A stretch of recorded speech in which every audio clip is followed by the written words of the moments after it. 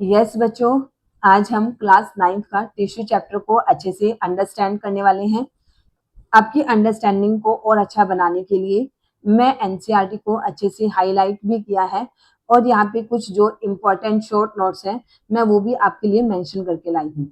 And in the mid of the chapter के साथ साथ मैं आपको कुछ ऐसी ट्रिक्स भी बताने वाली हूँ जिससे आपको लर्न करने में बहुत ईजी रहेगा। ओके, तो इस चैप्टर को अच्छे से समझने के लिए, अंडरस्टैंड करने के लिए एंड आपको जिससे कोई भी डाउट ना रहे, तो मेरे साथ इस चैप्टर में स्टार्टिंग से एंड तक बने रहिए। Okay, at the end of the chapter मैं आपको कुछ शॉर्ट नोट्स भी प्रोवाइड करूंगी। Then start with me. अब हम टाइम को वेस्ट ना करते हुए अपने चैप्टर से शुरू करते हैं। यस, टिश्यू होता क्या है? वैसे तो आपने देखो, जैसे आपको पता ही है कि जो लिविंग ऑर्गेनिजम्स होते हैं, चाहे वो यूनिसेलुलर लिविंग ऑर्गेनिज्म है या मल्टी सेलुलर लिविंग ऑर्गेनिज्म है, जितने भी लिविंग ऑर्गेनिजम्स होते हैं वो सेल से ही बने होते हैं। ओके, किसी सेल में क्या, किसी ऑर्गेनिजम्स में क्या होता है, ओनली वहां पे सिंगल सेल प्रेजेंट होता है एंड कुछ ऑर्गेनिजम्स में बहुत ज्यादा सेल्स प्रेजेंट होते हैं। ओके, जो ऑर्गेनिज्म ओनली सिंगल सेल से बना होता है उनको हम यूनिसेलुलर ऑर्गेनिजम्स बोलते हैं। ओके, जो सेल्स ओनली वन सेल से बना होता है उसको हम यूनिसेलुलर ऑर्गेनिजम्स बोलते हैं। एंड जिस ऑर्गेनिज्म में बहुत सारे सेल्स प्रेजेंट होते हैं उनको हम मल्टी सेलुलर ऑर्गेनिजम्स बोलते हैं। ओके, अब देखो, जो ऑर्गेनिज्म बना ही सिंगल सेल से है तो उसको अपनी लाइफ को सस्टेन करने के लिए, अपनी लाइफ को चलाते रहने के लिए जितनी भी एक्टिविटीज करनी है, जैसे मूवमेंट करना है, फूड का इंटेक करना है या गैसेस एक्सचेंज करना है या फिर एक्सक्रीशन करना है, वो सब इसी सिंगल सेल से ही करेगा। Okay, but multi cellular organism में क्या है, बहुत सारे सेल्स प्रेजेंट हैं। ओके, तो मतलब कि ये तो मैंने बहुत कम बनाए हैं। मल्टी सेलुलर ऑर्गेनिजम्स में मिलियंस या ट्रिलियंस ऑफ सेल्स प्रेजेंट होते हैं। तो यहाँ पे क्या किया जाता है, इन सेल्स को ना कुछ ग्रुप्स में डिवाइड कर दिया जाता है। ओके, इन सेल्स को क्या किया जाता है, ग्रुप्स में डिवाइड कर दिया जाता है एंड ये सिमिलर टाइप के सेल्स को ग्रुप्स में डिवाइड किया जाता है एंड फिर उनको बोला जाता है कि जो आप ग्रुप ऑफ सेल्स हैं, आप साथ मिलकर एक फंक्शन परफॉर्म करोगे। ओके, आप साथ मिलकर एक फंक्शन परफॉर्म करोगे। जैसे यहाँ पे तो सिंगल सेल था, उसने ही एक्सक्रीशन कराना था, मूवमेंट करानी थी, एब्जॉर्प्शन भी करना था, फूड का इनटेक भी करना था, है ना। तो यहाँ पे तो सभी जो एक्टिविटीज थी आपका सिंगल सेल ही किए जा रहा था। बट मल्टी सेलुलर ऑर्गेनिज्म में हमारे पास बहुत सारे सेल्स हैं, तो हमारी बॉडी ने क्या किया, इन सेल्स को ग्रुप कर दिया और इन सबको एक एक फंक्शन प्रोवाइड कर दिया। फॉर एग्जाम्पल, जो ये सेल्स हैं इनको बोल दिया कि आपने एक्सक्रीशन कराना है।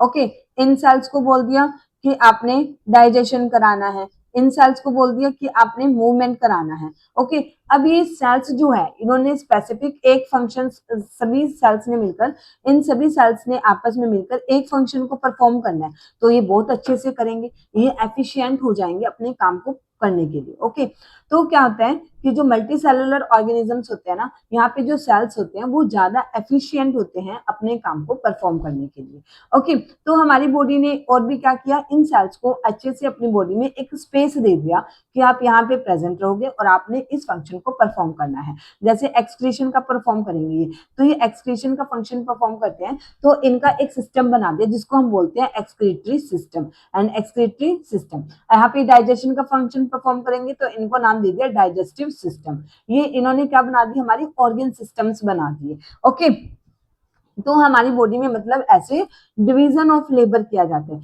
यहाँ पे क्या किया जा रहा है, इन सेल्स के बीच में क्या किया जा रहा है, ये डिवीजन ऑफ लेबर कर दिया।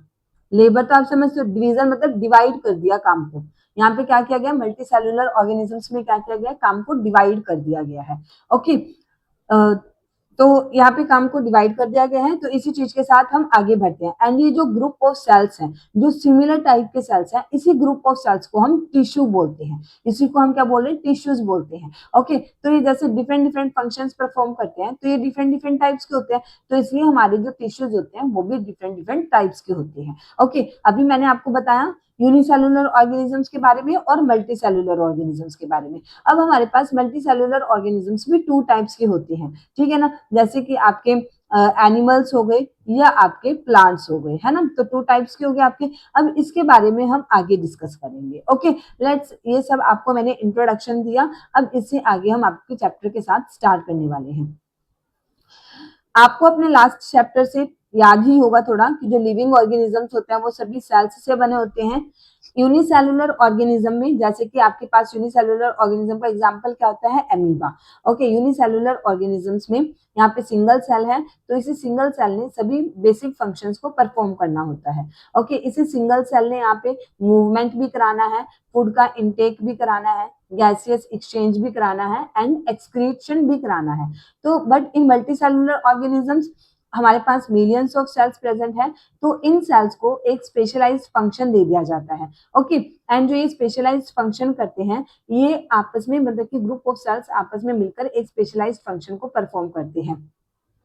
अब जैसे सिर्फ ये एक ही फंक्शन को परफॉर्म करेंगे ग्रुप ऑफ सेल्स, तो ये बहुत ज्यादा एफिशिएंटली करते हैं अपने काम को। ओके, जैसे ह्यूमन बींग्स में आपके पास एग्जांपल्स हैं कि जो मसल सेल्स होती हैं वो कॉन्ट्रैक्शन का काम करती है, कॉन्ट्रैक्शन एंड रिलैक्स करती हैं। तो इसकी वजह से क्या होता है, मूवमेंट्स होती हैं। ओके, जैसे आपका हैंड है, आपका हैंड ऐसे मूवमेंट क्यों हो रही है, क्योंकि आपके जो मसल सेल्स प्रेजेंट है वो कॉन्ट्रैक्ट एंड रिलैक्स कर रही हैं, एंड इसी वजह से आपके हैंड्स में मूवमेंट हो रही है। ओके, एंड नर्व सेल्स है, नर्व सेल्स मैसेज लेके जाता है। ओके, सपोज करो आपने किसी गर्म चीज पे हाथ लगा दिया, ठीक है, तो आप क्या करते हो, जब आपको पता चलता है कि ये गर्म है, आप एकदम से हाथ को पीछे कर लेते हो। तो आपको कैसे पता चला कि ये चीज गर्म है और अपने अपने हाथ को पीछे करना है? इसमें क्या होता है कि जैसे आपने किसी चीज को टच किया, तो ये मैसेज पहले आपके ब्रेन के पास जाता है। ओके, एंड इसको ब्रेन तक लेके कौन जाता है, आपके नर्व सेल्स जो होते हैं वो इस मैसेज को ब्रेन तक लेके जाते हैं कि हमने किसी चीज को टच किया है। तो आपका मतलब कि इससे पता चलता है कि ये गर्म है। आपके ब्रेन में जाके जब मैसेज को कन्वे किया गया, तो आपके मैसेज आता है कि गर्म है, हाथ पीछे करो। तो इसकी वजह से क्या होता है, फिर हमारे पास रिफ्लेक्स एक्शन आता है कि हाथ पीछे करो, ये चीज गर्म है। ओके, ऐसे ही जो आपका ब्लड है, ये किसका काम करता है, ऑक्सीजन को ट्रांसपोर्ट कराता है, फूड का ट्रांसपोर्टेशन कराता है, हॉर्मोन्स का and waste materials and so on. Okay, आपके जो प्लांट्स होते हैं, अब हम प्लांट्स की बात करेंगे। प्लांट्स में आपके पास वेस्कुलर टिश्यूज प्रेजेंट होते हैं जो फूड एंड वाटर का कंडक्शन कराते हैं प्लांट्स के सभी पार्ट तक। ओके, प्लांट्स में क्या होता है कि जो प्लांट्स में जो फूड का एंड वाटर का जो कंडक्शन ट्रांसपोर्टेशन कराना होता है, एक प्लेस से दूसरे प्लेस पे भेजना होता है, वो कौन करते हैं, आपके वेस्कुलर टिश्यूज। इसलिए जो हमारे मल्टी सेलुलर ऑर्गेनिजम्स होते हैं, यहाँ पे डिवीजन ऑफ लेबर किया जाता है कि काम को बांट दिया जाता है। cells specialized in one function are often grouped together in the body, and जो cells एक काम को करने के लिए मतलब कि स्पेशलाइज्ड होते हैं, इनको आपस में ग्रुपिंग कर दी जाती है बॉडी में, and this means that a particular function is carried out by cluster of cells. तो इसका मतलब क्या हुआ, एक फंक्शन को परफॉर्म करने के लिए हमारे पास क्लस्टर ऑफ सेल्स होता है, ठीक है, जैसे ये क्लस्टर ऑफ सेल्स है, तो ये क्लस्टर ऑफ सेल्स मिलकर आपस में एक फंक्शन को परफॉर्म करते हैं, एंड इनको बॉडी में एक प्लेस दे दिया जाता है, ठीक है, एंड इसी क्लस्टर ऑफ सेल्स को हम टिश्यू बोलते हैं। This cluster of cells known as tissue. Okay, तो आपके पास टिश्यू की डिफाइन करेगी, ये बहुत ज्यादा जरूरी है, आपने याद रखनी है। ये आपके पास ग्रुप ऑफ सेल्स होता है, टिश्यू का आता है आपके पास ग्रुप ऑफ सेल्स होते हैं, similar in structure, that are similar in structure, and ये आपस में मिलकर काम करते हैं, वर्क टुगेदर, ठीक है, एंड क्या करते हैं, to achieve a particular function, एक फंक्शन को करने के लिए ये आपस में मिलकर काम करते हैं, एंड ये जो सेल्स होते हैं ये सिमिलर टाइप के सेल्स होते हैं। ओके, अब next is, are plants and animals made of same type of tissue. आपको क्या लगता है भाई कि जो प्लांट्स एंड एनिमल्स है उनमें जो टिश्यू प्रेजेंट होता है, क्या वो सेम टाइप का होता है? नहीं ना, क्योंकि प्लांट्स एंड एनिमल्स का जो लाइफ स्टाइल है वो भी तो दोनों का अलग है। तो आप कैसे सपोज कर सकते हो कि जो उनमें टिश्यूज प्रेजेंट होगा वो भी सिमिलर होगा? प्लांट्स एंड एनिमल्स मतलब कि बहुत ज्यादा डिफरेंट होते हैं एक दूसरे से, तो उनमें जो टिश्यूज हैं वो भी सिमिलर नहीं हो सकते। Okay, let us compare there structure and function. तो हम यहाँ पे मतलब एनिमल्स एंड प्लांट्स की स्ट्रक्चर एंड फंक्शंस को कंपेयर करते हैं। Do plants and animals have the same structure? क्या उनके पास सेम स्ट्रक्चर होता है? नहीं ना, एनिमल्स अलग होते हैं, हम ह्यूमन बींग्स अलग एंड प्लांट्स अलग है। Do they both perform similar functions? क्या वे सिमिलर फंक्शंस परफॉर्म करते हैं? नहीं ना, हमारे और उनके फंक्शंस में तो बहुत डिफरेंस होता है। There are noticeable difference between the two. Plants and animals में बहुत ज्यादा डिफरेंस होता है। ओके, क्योंकि जो प्लांट्स होते हैं वो स्टेशनरी होते हैं, स्टेशनरी या फिक्स्ड होते हैं, वो एक जगह से दूसरी जगह पे मूव नहीं करते। ओके, आपने देखा है ना कि जो प्लांट रात को यहाँ था ये सुबह भी यही रहेगा, ये मूव नहीं करेगा। ठीक है, कोई ऑर्गेनिज्म है या हम ह्यूमन बींग्स हैं, हम तो मूव कर जाते हैं, यहाँ से हम यहाँ पहुंच गए, यहाँ से हम यहाँ पहुंच गए, हम तो मूवमेंट करते हैं। ठीक है, एंड आपके जो प्लांट्स हैं ये अपराइट होते हैं, हमेशा सीधे खड़े रहते हैं। Okay, they have a large quantity of supporting tissue. इनको ऐसे सीधा खड़े करने के लिए इनको एक सपोर्ट की रिक्वायरमेंट रहती है, तो इनके पास large quantity of supportive tissue रहता है। The supportive tissue generally has dead cells, and ये जो आपका सपोर्टिव टिश्यू होता है ये मेनली डेड सेल्स से बना होता है। ओके, तो आप इसको कैसे याद रखोगे कि जो आपके प्लांट्स हैं ये स्टेशनरी होते हैं, मतलब कि फिक्स्ड होते हैं, ये एक जगह से दूसरी जगह पे मूव नहीं करते। ओके, क्योंकि ये अपराइट, ये they have to be upright, क्योंकि इनको ऐसे सीधा खड़े रहना है। ओके, तो इनको एक जगह खड़े रहना है तो इनको सपोर्ट की जरूरत होती है, तो इनके पास सपोर्टिव टिश्यू बहुत ज्यादा होता है। ओके, एंड जो सपोर्टिव टिश्यू होता है वो डेड नेचर का होता है, डेड होता है। Animals on the other hand, animals में क्या है, मूव अराउंड, हमें इधर उधर घूमना पड़ता है, खाना ढूंढने के लिए भी इधर उधर घूमना पड़ता है, मेटिंग के लिए भी एंड शेल्टर के लिए। ओके, तो हम जैसे इधर उधर घूम रहे हैं तो हमें, मतलब जब आप चलते हो तो आपको एनर्जी की ज्यादा रिक्वायरमेंट नहीं लगती, तो इसलिए जो एनिमल्स होते हैं उनको एनर्जी की ज्यादा रिक्वायरमेंट रहती है as compare to plants. Okay, and जो एनिमल्स होते हैं इनमें जो टिश्यूज होते हैं, most of the tissues living होते हैं। ओके, हम भी लिविंग है, हमारे टिश्यूज भी लिविंग है ज्यादातर। ओके, जो अनदर डिफरेंस है एनिमल्स एंड प्लांट्स में वो है हमारा पैटर्न ऑफ ग्रोथ। हमारा जो ग्रोथ का पैटर्न होता है ना वो भी अलग होता है। तो आपने कभी देखा कि हम सिर्फ लेंथ वाइज बढ़े जा रहे हैं, है ना, या हमारे कोई हैंड्स वगैरह इन चीजों में कोई चेंज नहीं है, ऐसा नहीं होता ना, क्योंकि ग्रोथ तो हमारी बॉडी के हर एक पार्ट में होती है, द ग्रोथ। बट प्लांट्स में क्या होता है, प्लांट्स में ग्रोथ लिमिटेड होती है टू सर्टेन रीजन्स। प्लांट में कुछ ऐसे रीजन्स होते हैं जहाँ पे ग्रोथ, मतलब कि जहाँ पे ग्रोथ होगी। Okay, while this is not in animals, ऐसा एनिमल्स में तो नहीं है ना कि सिर्फ आपकी एक ही चीज बढ़ेगी, है ना। There are some tissues in plants that divide throughout their life. Plants में कुछ ऐसे टिश्यूज होते हैं जो मतलब कि पूरी लाइफ डिवाइड करते रहते हैं, एंड ये टिश्यू जो होते हैं एक सर्टेन रीजन्स पे लोकेट रहते हैं, सर्टेन रीजन्स पे प्रेजेंट होते हैं, एंड इनकी डिवाइडिंग कैपेसिटी होती है टिश्यूज की। तो हम क्या करते हैं, वेरियस टिश्यूज को हम क्लासिफाई करते हैं एज ग्रोइंग और meristematic tissue and permanent tissue. इसलिए हमारे जो प्लांट्स में टिश्यूज होते हैं उसको हम मेनली टू पार्ट्स में डिवाइड करते हैं, एक मेरिस्टेमेटिक टिश्यू एंड एक होते हैं permanent tissue. Okay, cell grow in animals is more uniform, and जो एनिमल्स की अगर हम बात करें तो एनिमल्स में जो सेल की ग्रोथ होती है वो यूनिफॉर्म होती है। यहाँ पे एज सच कोई dividing and non dividing region present नहीं होता एनिमल्स में। ओके, एंड जो स्ट्रक्चरल ऑर्गेनाइजेशन होती है organs and organ system is far more specialised and localised in complex animals than every in complex plants. And जो हम complex animals होते हैं ना, हमारे में जो स्ट्रक्चरल ऑर्गेनाइजेशन होता है ऑर्गन्स का, या जो हमारा ऑर्गन सिस्टम होता है ये भी बहुत ज्यादा स्पेशलाइज्ड होता है एंड लोकलाइज्ड होता है एनिमल्स में, कॉम्प्लेक्स एनिमल्स में, as compare to complex plants में। देखिए जो कॉम्प्लेक्स एनिमल्स हैं उनमें ज्यादा ऑर्गेनाइजेशन देखा गया है, ज्यादा अच्छे से organization देखा गया as compared to plants. These fundamental difference reflects the different mode of life pursued by these two major groups of organisms. तो इन्हीं सभी पॉइंट्स से हमें पता चलता है कि प्लांट्स एंड एनिमल्स में बहुत ज्यादा डिफरेंस होते हैं एंड ये अपनी लाइफ को अलग अलग तरीके से मतलब कि परस्यू करते चलाते हैं। ओके, एंड इसके अलावा हम डिफरेंटली अडेप्टेड होते हैं। जो प्लांट्स हैं ये अपनी सीडेंटरी एग्जिस्टेंस से डिफरेंटली मतलब कि अडेप्टेड होते हैं। Okay, active locomotion in other animals, and हम जो एनिमल्स होते हैं हमें एक्टिव लोकोमोशन होती है। ठीक है, तो हमारा ऑर्गन सिस्टम भी उसी वे से डिजाइन होता है। ओके, एंड इन्हीं सभी पॉइंट्स को मैंने अच्छे से यहाँ पे भी मेंशन किया है कि प्लांट्स एंड एनिमल्स में क्या क्या डिफरेंस होते हैं। ओके, प्लांट्स एंड एनिमल्स के टिश्यू अलग अलग क्यों हैं, क्योंकि जो प्लांट्स हैं ये आपके स्टेशनरी और फिक्स्ड होते हैं।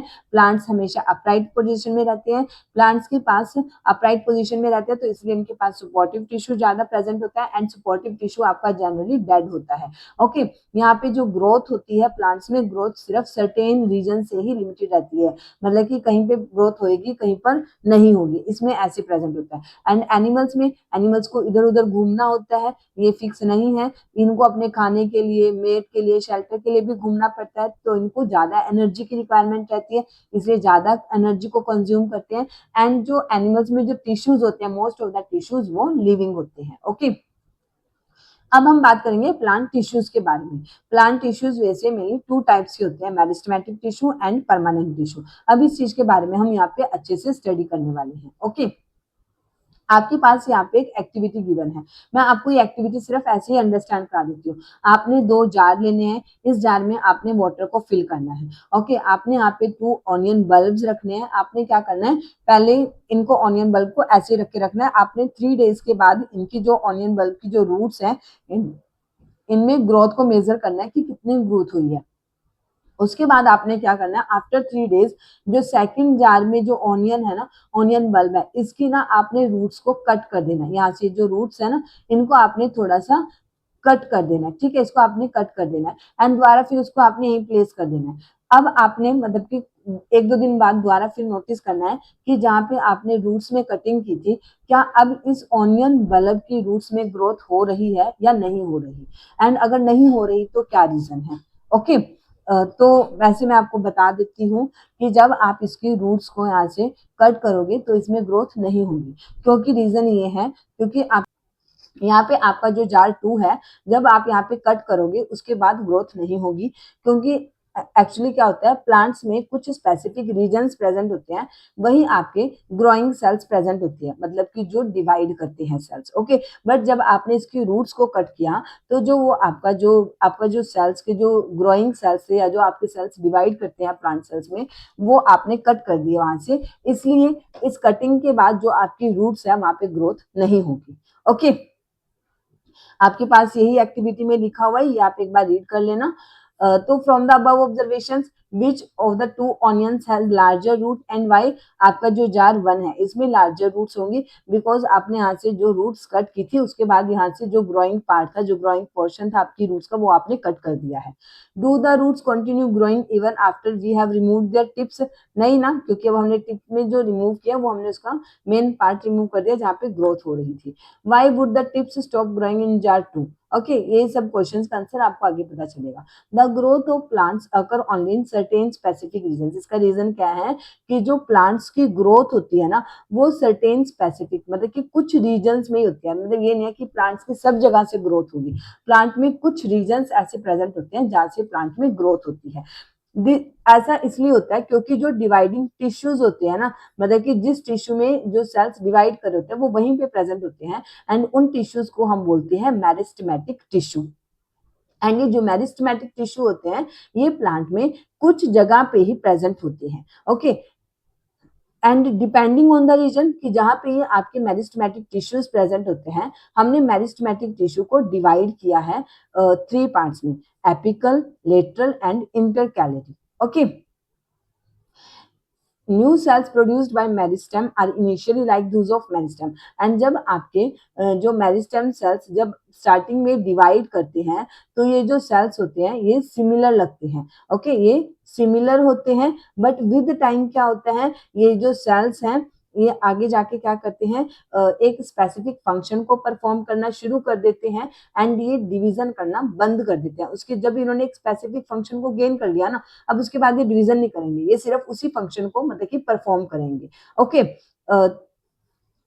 एंड ये किसी और टाइप के टिश्यू में कन्वर्ट हो जाते हैं, ये मेरिस्टेमेटिक नहीं रहते फिर। ओके, आपके पास क्या है, मेरिस्टेमेटिक टिश्यू के टाइप्स दिए हुए हैं, apical meristem, intercalary meristem and lateral meristem. And आपको इस डायग्राम में इनकी पोजीशंस भी बताई हुई है।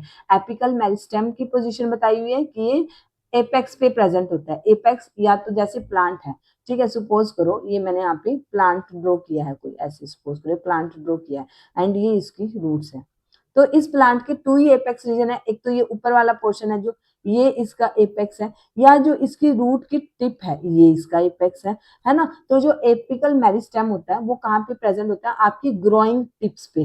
ग्रोइंग टिप किसकी, या तो स्टेम में या फिर रूट में। ओके, एंड ये क्या इंक्रीज करता है, ये इनकी लेंथ को इंक्रीज करता है, मतलब कि आपकी प्लांट की लेंथ को इंक्रीज करता है। अगर यहाँ पे मेरिस्टेमेटिक टिश्यू प्रेजेंट है तो ये आपका ऐसे हो जाएगा, थोड़ा टाइम बाद और ऐसे हो जाएगा, तो इसकी लेंथ को इंक्रीज कर रहा है। ऐसे अगर रूट्स में प्रेजेंट होता है तो रूट्स को ऐसे ग्रोथ कराई जाता है ये। ओके, तो आपका जो एपिकल मेरिस्टेम्स होते हैं ये आपकी ग्रोइंग टिप्स पे प्रेजेंट होता है, स्टेम एंड रूट की, एंड लेंथ को इंक्रीज कराता है।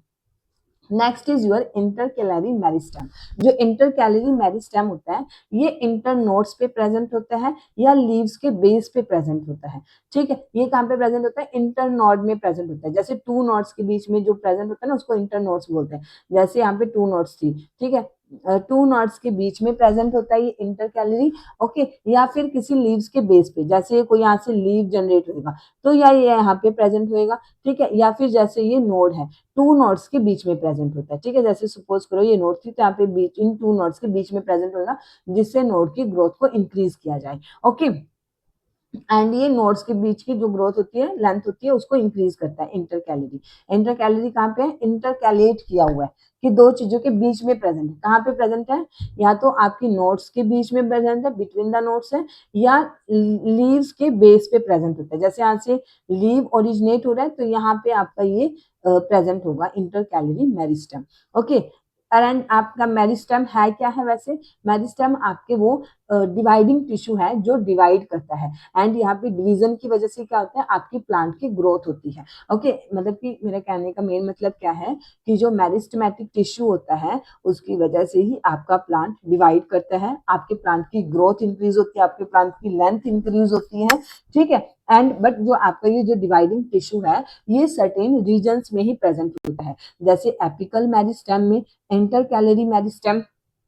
Okay, and lateral meristem. आपका लेटरल मेरिस्टेम कहाँ पे प्रेजेंट होता है, लेटरल साइड पे प्रेजेंट होता है स्टेम एंड रूट्स की।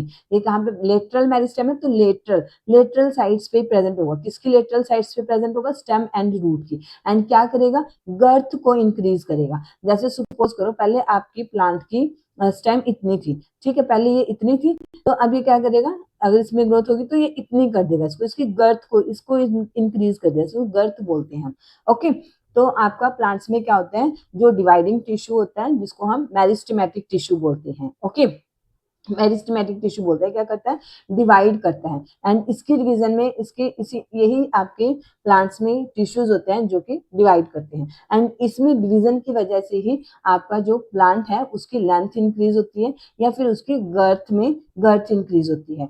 ओके, एंड आपका जो मेरिस्टेमेटिक टिश्यू होता है आपके प्लांट्स के सभी पार्ट्स में नहीं प्रेजेंट होता, कुछ एक पोजिशन पे प्रेजेंट होता है, जैसे एपिकल, इंटरकैलरी एंड लेटरल। जो एपिकल होता है ये प्रेजेंट रहता है आपकी स्टेम एंड रूट में, स्टेम एंड रूट की एपेक्स पे। ठीक है, एंड लेंथ को इंक्रीज करता है। इंटरकैलरी आपके इंटरनोड्स के बीच में प्रेजेंट रहता है, या जहां से आपका, जैसे सपोज करो ये ऐसे था, यहाँ से आपका लीव ओरिजिनेट हो रहा है तो ये यहाँ पे प्रेजेंट होगा इंटरकैलरी।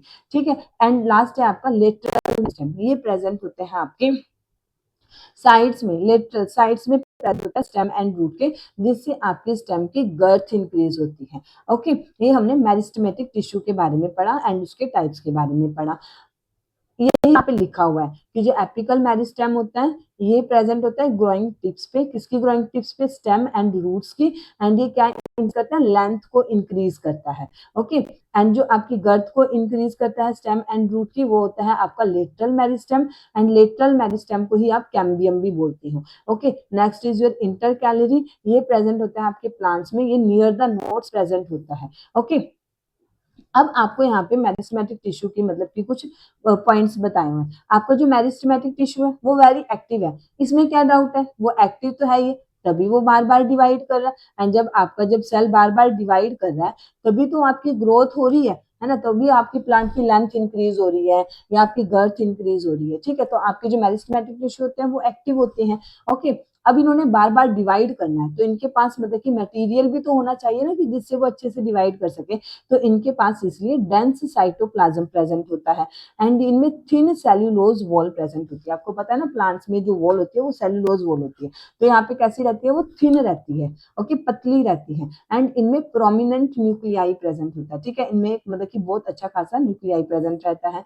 दे लैक वैक्यूल्स, इनमें वैक्यूल्स नहीं होते, ठीक है। आपने पढ़ा होगा कि जो प्लांट सेल्स होता है, प्लांट सेल्स में वैक्यूल का क्या मेन फंक्शन रहता है कि जो मतलब कि वो होता है ना, जितने भी एनर्जी सोर्स वगैरह होते हैं, ठीक है, वो इसमें स्टोर करके रखता है। अब इसको तो स्टोर करने की जरूरत पड़ेगी नहीं, स्टोर करने का तो इसका टाइम आएगा ही नहीं, क्योंकि जैसे ही इसने मतलब कि सामान को इकट्ठा किया उसके बाद ये फिर डिवाइड कर देगा, फिर सामान को इकट्ठा किया फिर डिवाइड कर देगा, इसलिए यहाँ पे वैक्यूल्स नहीं होते। आपने इसको मतलब ऐसे याद रखना है कि जो मेरिस्टेमेटिक टिश्यू होते हैं वो वेरी एक्टिव होते हैं, उनमें डेंस साइटोप्लाज्म होते हैं क्योंकि उन्होंने बार बार डिवाइड करना है, ठीक है। इनकी जो सेल वॉल होती है वो थिन होती है एंड इनमें एक प्रोमिनेंट न्यूक्लियाई प्रेजेंट होता है, इनमें वैक्यूल्स एब्सेंट रहते हैं, क्योंकि वैक्यूल्स की यहाँ पे जरूरत ही नहीं पड़ेगी। वैक्यूल्स किस लिए होते हैं, वैक्यूल होते हैं स्टोरेज के लिए, स्टोरेज तो ये कर ही नहीं पाएंगे। अब जैसे आप हो, अगर आपके पास 100 रुपीज है और आपके पास 100 रुपीज का ही खर्चा है, तो आप क्या ही स्टोर कर लोगे, उसमें से आपने 50 इसको देना है 50 इसको देना है, तो आप स्टोर कर लोगे क्या? सेम थिंग आपके सेल के साथ है, वो भी यहाँ पे अब वैक्यूल्स में स्टोर नहीं करेगा, इसलिए यहाँ पे वैक्यूल्स प्रेजेंट नहीं होता।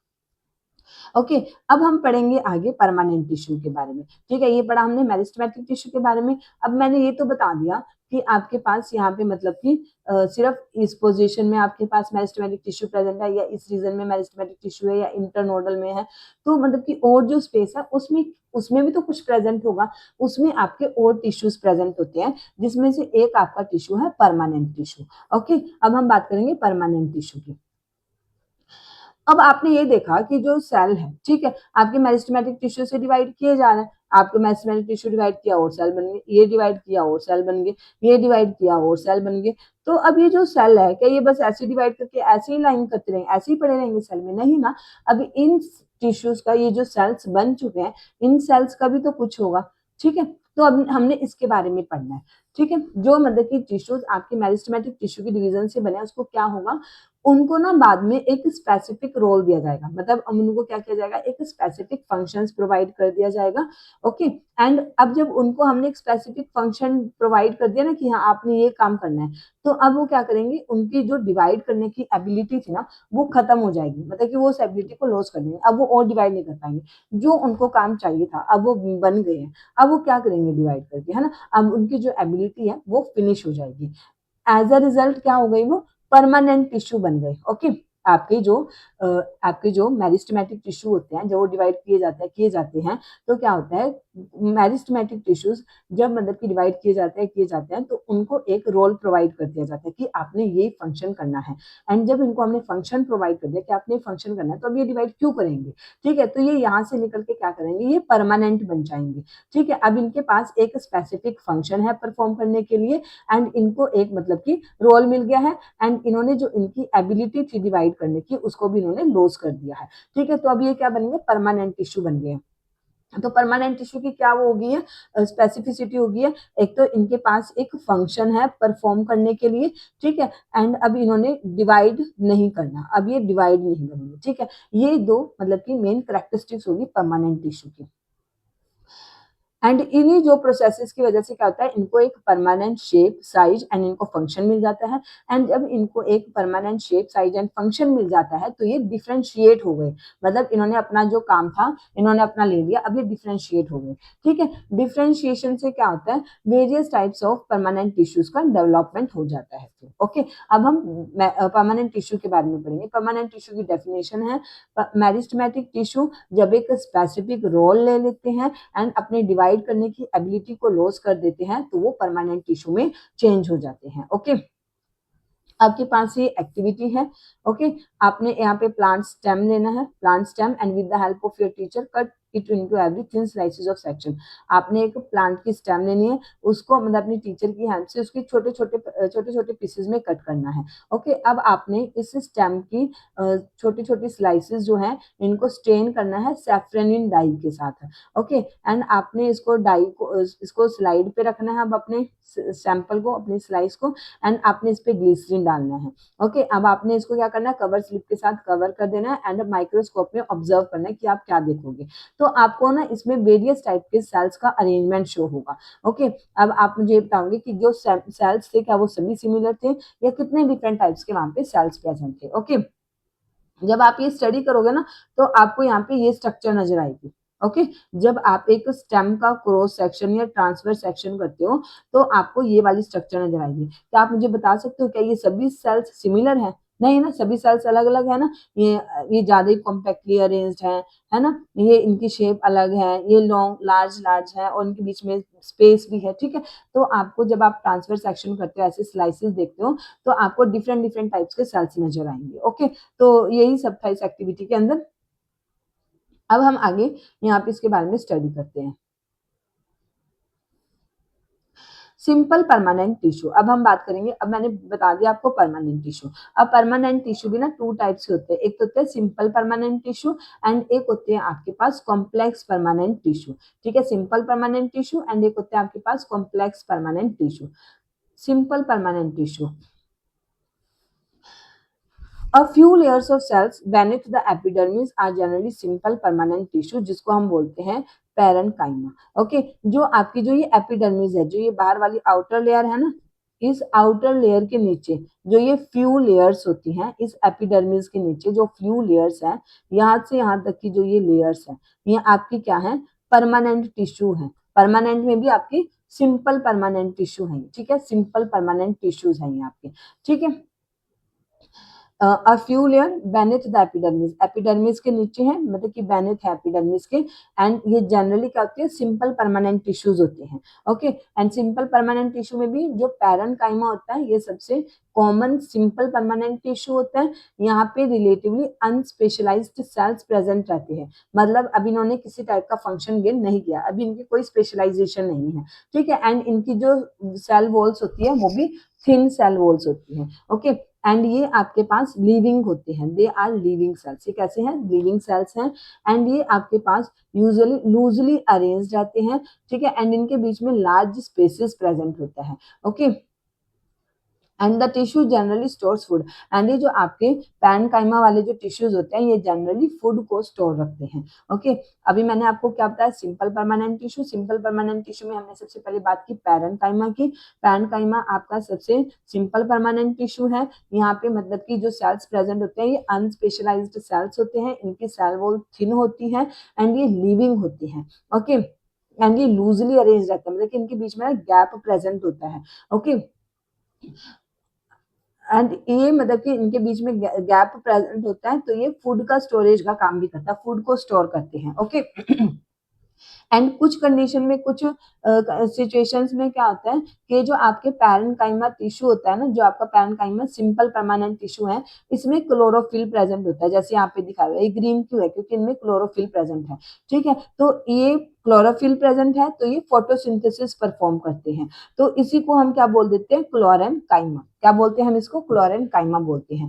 ओके, एंड एक्वेटिक प्लांट्स में क्या होता है, एक्वेटिक प्लांट्स में क्या होता है, ये जो सिंपल परमानेंट टिश्यू है ना पैरेन्काइमा, इनके बीच में लार्ज एयर कैविटीज होती है, मतलब कि एयर कैविटीज प्रेजेंट होती है। तो इन्हीं पैरेन्काइमा को हम, ये जो पैरेन्काइमा ये फ्लोट करते हैं, है ना, फ्लोट कर रहे होते हैं, तो इसी पैरेन्काइमा टाइप को हम एरिनकाइमा बोल देते हैं। ओके, तो पैरेन्काइमा में जब क्लोरोफिल पिगमेंट प्रेजेंट होता है तो वो फोटोसिंथेसिस परफॉर्म करेंगे, तो हमने उनको बोल दिया क्लोरेन्काइमा। ठीक है, एंड जब ये एक्वेटिक प्लांट्स में यहाँ पे लार्ज एयर कैविटीज प्रेजेंट होती है पैरेन्काइमा में, एंड ये एक्वेटिक प्लांट्स हैं तो वो वाटर में फ्लोट करते हैं। ठीक है, तो इनको हम बोल देते हैं एरिनकाइमा।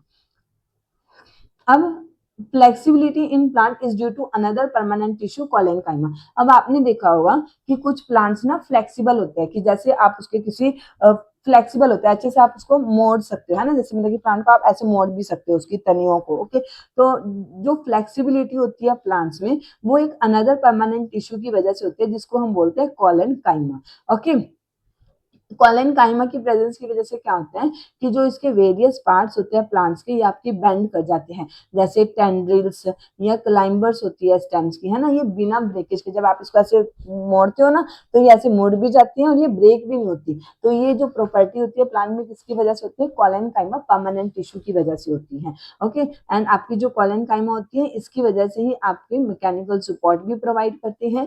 We can find the tissue in leaf stalk, और ये आपको टिश्यू कहाँ पे मिल सकता है, लीफ स्टॉक में मिल सकता है, एपिडर्मिस के नीचे वाले पोर्शन में। एंड यहाँ पे जो कॉलेनकाइमा में जो टिश्यू होते हैं ये भी लिविंग होते हैं, इलोंगेटेड होते हैं एंड इरेगुलरली थिकन्ड होती हैं at the corners. This is very little intercellular space. Okay, देखो कॉलेनकाइमा सेल्स के ना आपको एग्जांपल यहाँ पे दिखा हुआ है, ये आपके कॉलेनकाइमा सेल्स हैं। ओके, कॉलेनकाइमा सेल्स में क्या होता है, यहाँ पे थिकनिंग्स दिखाई हुई है, ठीक है ना, यहाँ पे क्या होती है, कॉर्नर्स पे ना यहाँ पे वॉल्स की थिकनिंग होती है, यहाँ पे थिकनिंग दिखाई हुई है आपको, ठीक है।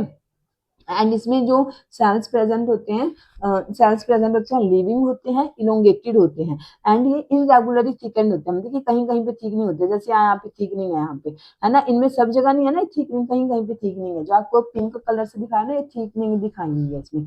एंड इनमें बहुत ज्यादा इंटरसेलुलर स्पेसेस होते हैं। इंटरसेलुलर स्पेसेस मतलब कि सेल्स के बीच में स्पेस होना, मतलब इनके बीच में ऐसे स्पेस प्रेजेंट होता है, ये ऐसे ऐसे इनके बीच में ऐसे स्पेस प्रेजेंट होता है। ओके, अब कॉलेनकाइमा के बारे में आपने क्या पढ़ा कि कॉलेनकाइमा की वजह से आपके जो प्लांट्स होते हैं वो फ्लेक्सिबल होते हैं, ठीक है, इसकी वजह से आपकी जो प्लांट्स के पार्ट होते हैं वो अच्छे से बेंड हो जाते हैं विदाउट ब्रेकेज, जैसे कि टेंड्रिल्स या क्लाइंबर्स होती हैं आपकी। ओके, ये आपके प्लांट्स को मैकेनिकल सपोर्ट भी प्रोवाइड करते हैं। एंड ये आपके जो सेल्स होते हैं कॉलेनकाइमा में ये भी लिविंग होते हैं, इलोंगेटेड होते हैं एंड इरेगुलरली स्पेस्ड होता है, किसी के बीच में ज्यादा स्पेस होता है, किसी में कम होता है। एंड यहाँ पे जो वॉल्स होती हैं, ये वॉल्स होती है कहीं कहीं पे थिकन होती है, कहीं कहीं पे लिग्निन की डिपोजिशन होती है, इसकी वजह से थिकन होती है। एंड इनमें वेरी लिटल, इनके बीच में जो इंटरसेलुलर स्पेस होता है, सेल्स के बीच में जो स्पेस होता है बहुत कम होता है ये स्पेस। ओके, अब हम आगे बात करेंगे अनदर परमानेंट टिश्यू की, जिसको हम बोलते हैं स्क्लेरेनकाइमा। स्क्लेरेनकाइमा में क्या होता है, स्क्लेरेनकाइमा टिश्यू की वजह से ना जो आपका टिश्यू होता है ये प्लांट को हार्ड एंड स्टिफ बनाता है। ये क्या करता है, प्लांट को हार्ड एंड स्टिफ बनाता है। ओके, आपने देखा होगा हस्क ऑफ कोकोनट, वो कोकोनट में बाहर ब्राउन ब्राउन कलर के बाल नहीं होते जो, है ना, तो उसको बोलते हैं हस्क ऑफ कोकोनट। ये किससे बना होता है, आपके जो ब्राउन कलर के हेयर होते हैं ये स्क्लेरेनकाइमेटस टिश्यू से बना होता है। ये जो सेल्स होते हैं स्क्लेरेनकाइमेटस में, जो सेल्स होते हैं ये डेड सेल्स होते हैं। सिर्फ जो आपका पेरेंकाइमा कोलेनकाइमा था दोनों में लिविंग सेल्स थे, स्क्लेरेनकाइमा में जो सेल्स प्रेजेंट होते हैं वो डेड सेल्स प्रेजेंट होते हैं। ओके, ये आपके कैसे सेल्स होते हैं, ये आपके लॉन्ग एंड नैरो होते हैं एज द जो कि इनकी जो वॉल होती है वो थिक एंड होती है, यहाँ पे भी लिग्निन की डेपोजिशन होती है। ओके, यहाँ पे आपको दिखाया हुआ है इसका, इनकी जो वॉल्स होती है वो इतनी ज्यादा थिक होती है कि इनके बीच में कोई इंटरनल स्पेस नहीं होता। एंड ये जो टिश्यू होता है ये प्रेजेंट रहता है आपकी स्टेम्स में, वेस्कुलर बंडल के आसपास, लीव्स के विंग्स में, hard covering of seeds and nuts में। ओके, एंड ये आपके प्लांट पार्ट्स को स्ट्रेंथ प्रोवाइड करता है, ये भी उनको ना स्ट्रेंथेज देता है। ओके, ये आगे आपके पास द्वारा फिर एक एक्टिविटी है, आपने एक मतलब कि रियो प्लांट की एक फ्लैशली प्लग्ड लीफ लेनी है, आपने इसको स्ट्रेच करना है, आपने इसको ना मतलब कि ऐसे स्ट्रेच करना है and break it by applying a pressure, आपने एक टाइप का इसमें प्रेशर अप्लाई करके इसको ब्रेक करना है। इससे क्या होगा, जब आप इसको ऐसे स्ट्रेच करके तोड़ोगे ना, जो इसकी ऊपर वाली स्किन होती है ना वो ऐसे बाहर निकली दिखेगी, जैसे आपका लीफ है, ठीक है, सपोज करो आपका ये लीफ था, अब जब आपने इसको तोड़ा ना, यहाँ पे क्या होगा, ये ऐसे दो पार्ट बनेंगे ना, इसमें ए ऐसे, थोड़ा ए ऐसे ऐसे ना इसकी वो निकली होगी, ठीक है, मतलब कि जैसे आउटपिंग सी निकली होगी बाहर वाली जो लेयर होती है, ठीक है। तो आपने इसको मतलब कि अच्छे से, आपने इसको मतलब कि इसमें आपने अच्छे से ऑब्जर्व करना है अपनी स्लाइड पे रख के। ओके, अब आप यहाँ पे क्या देखोगे, जब आप इसको outermost layer of cells को, आउटर मोस्ट लेयर होती है जो सेल्स की, उसको हम क्या बोलते हैं, एपिडर्मिस बोलते हैं, ठीक है। जो ये आउटर स्किन स्किन जी रह गई है ना यहाँ पे इसमें, तो जैसे ये था ना, मैं एक बार दोबारा से बना के दिखाती हूँ आपको, जैसे ये सेल था आपने टू पार्ट्स में ऐसे ब्रेक कर लिया, ठीक है, तो इसमें क्या आएगा, इसमें बाहर की ना ये स्किन थोड़ी ऐसी ऐसी रह जाएगी, इसमें भी इसमें भी, ठीक है, तो रह जाती है ये, ठीक है। तो इसको हमने क्या बोला, ये क्या इसकी आउटर लेयर है जिसको हमने एपिडर्मिस बोला है, ठीक है। एंड ये आपको वैसे भी पता होना चाहिए कि जो आउटर लेयर होती है वो एपिडर्मिस होती है। अब आपकी जो एपिडर्मिस होती है ये mainly single layer of cells होती है। किससे बनी होती है? सिंगल लेयर ऑफ सेल्स होती है। एंड सम प्लांट्स में क्या होता है, जो प्लांट्स मतलब कि ड्राई कंडीशन में रहते हैं वहां पे जो एपिडर्मिस होती है ना वो थिकर होती है, थोड़ी मोटी होती है, क्योंकि यहाँ पे क्या करना होता है, इसमें प्रोटेक्शन करना होता है कि जिससे वाटर का लॉस ना हो, क्योंकि वाटर के लॉस को प्रोटेक्ट करने के लिए जो आपकी एपिडर्मिस होती है उसमें जो वॉल होती है वो थिक होती है। ओके, जो एंटायर सरफेस होता है प्लांट्स का उसमें सब जगह ही आउटर कवरिंग एपिडर्मिस प्रेजेंट रहती है। ये एपिडर्मिस का काम क्या रहती है? प्रोटेक्ट करती है आपके प्लांट के पार्ट्स को। एपिडर्मल सेल्स ऑन द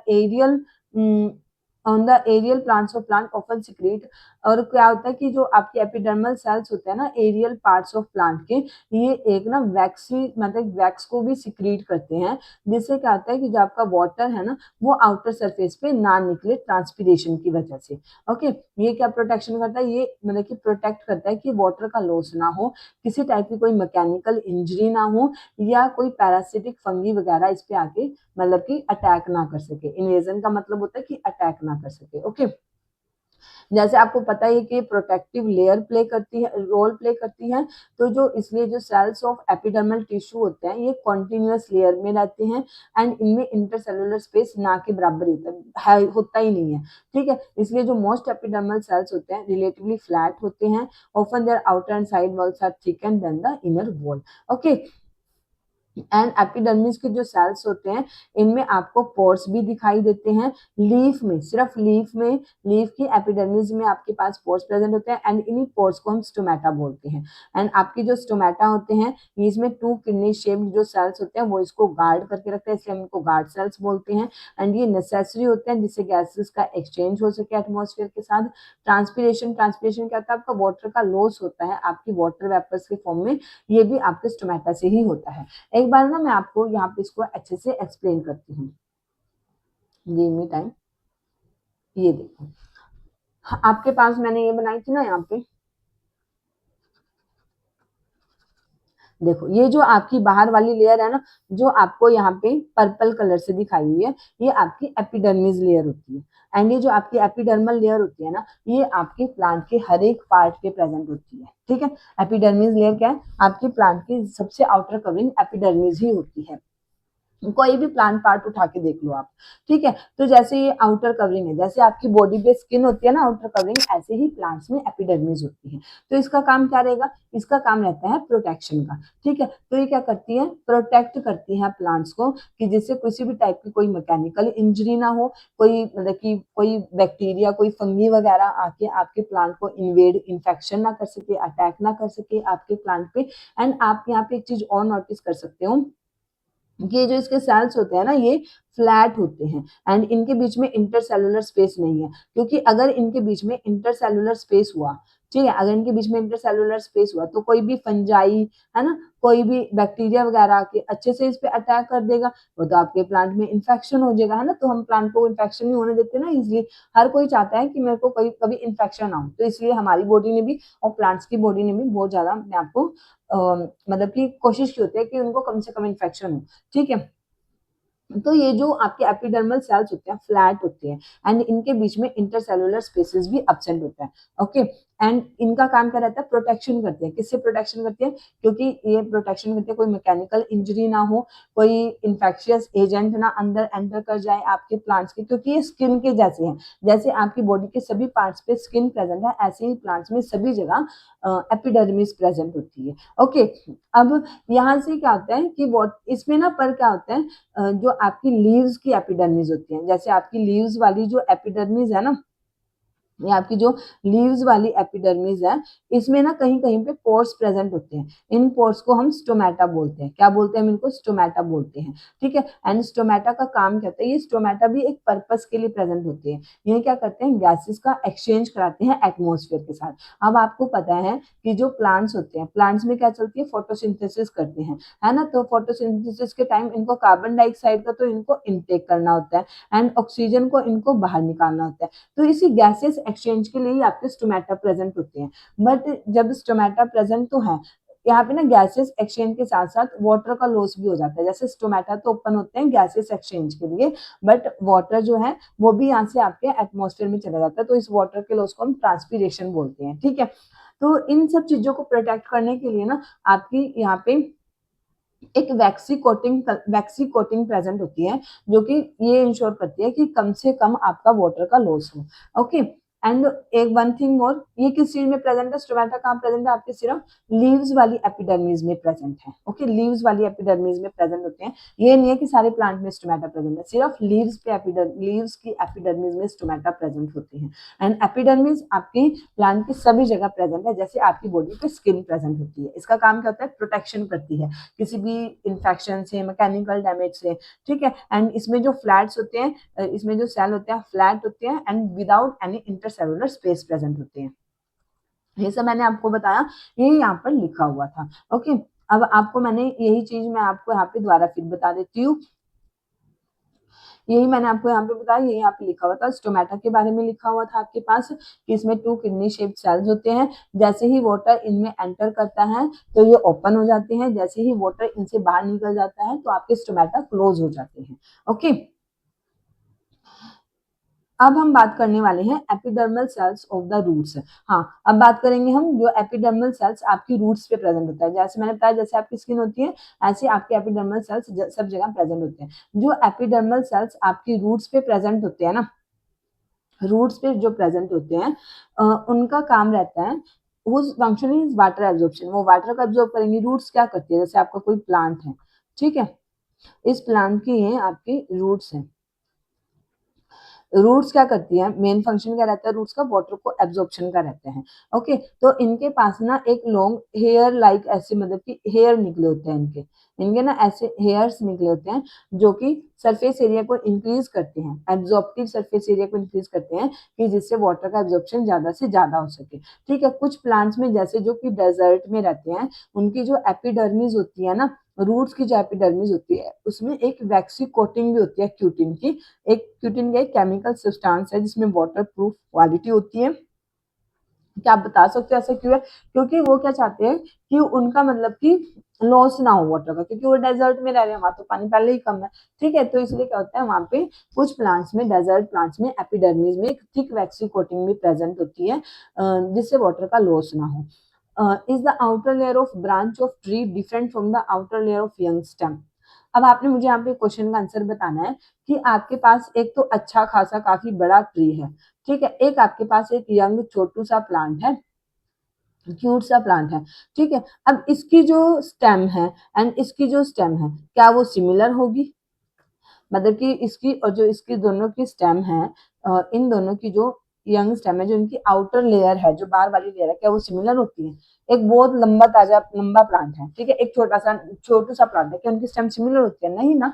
तो एज प्लांट्स ग्रो ओल्डर, जैसे आपका प्लांट जो ओल्डर होता जाता है, तो जो आउटर प्रोटेक्टिव होती है टिश्यू की, वो कुछ चेंजेस आते हैं उसमें। उसकी वजह से क्या होता है कि जो सेकेंडरी मेरिस्टेम होती है कॉर्टेक्स रीजन में, वो लेयर ऑफ सेल्स वो कॉन्स्टिट्यूट कर देती है कॉर्क को।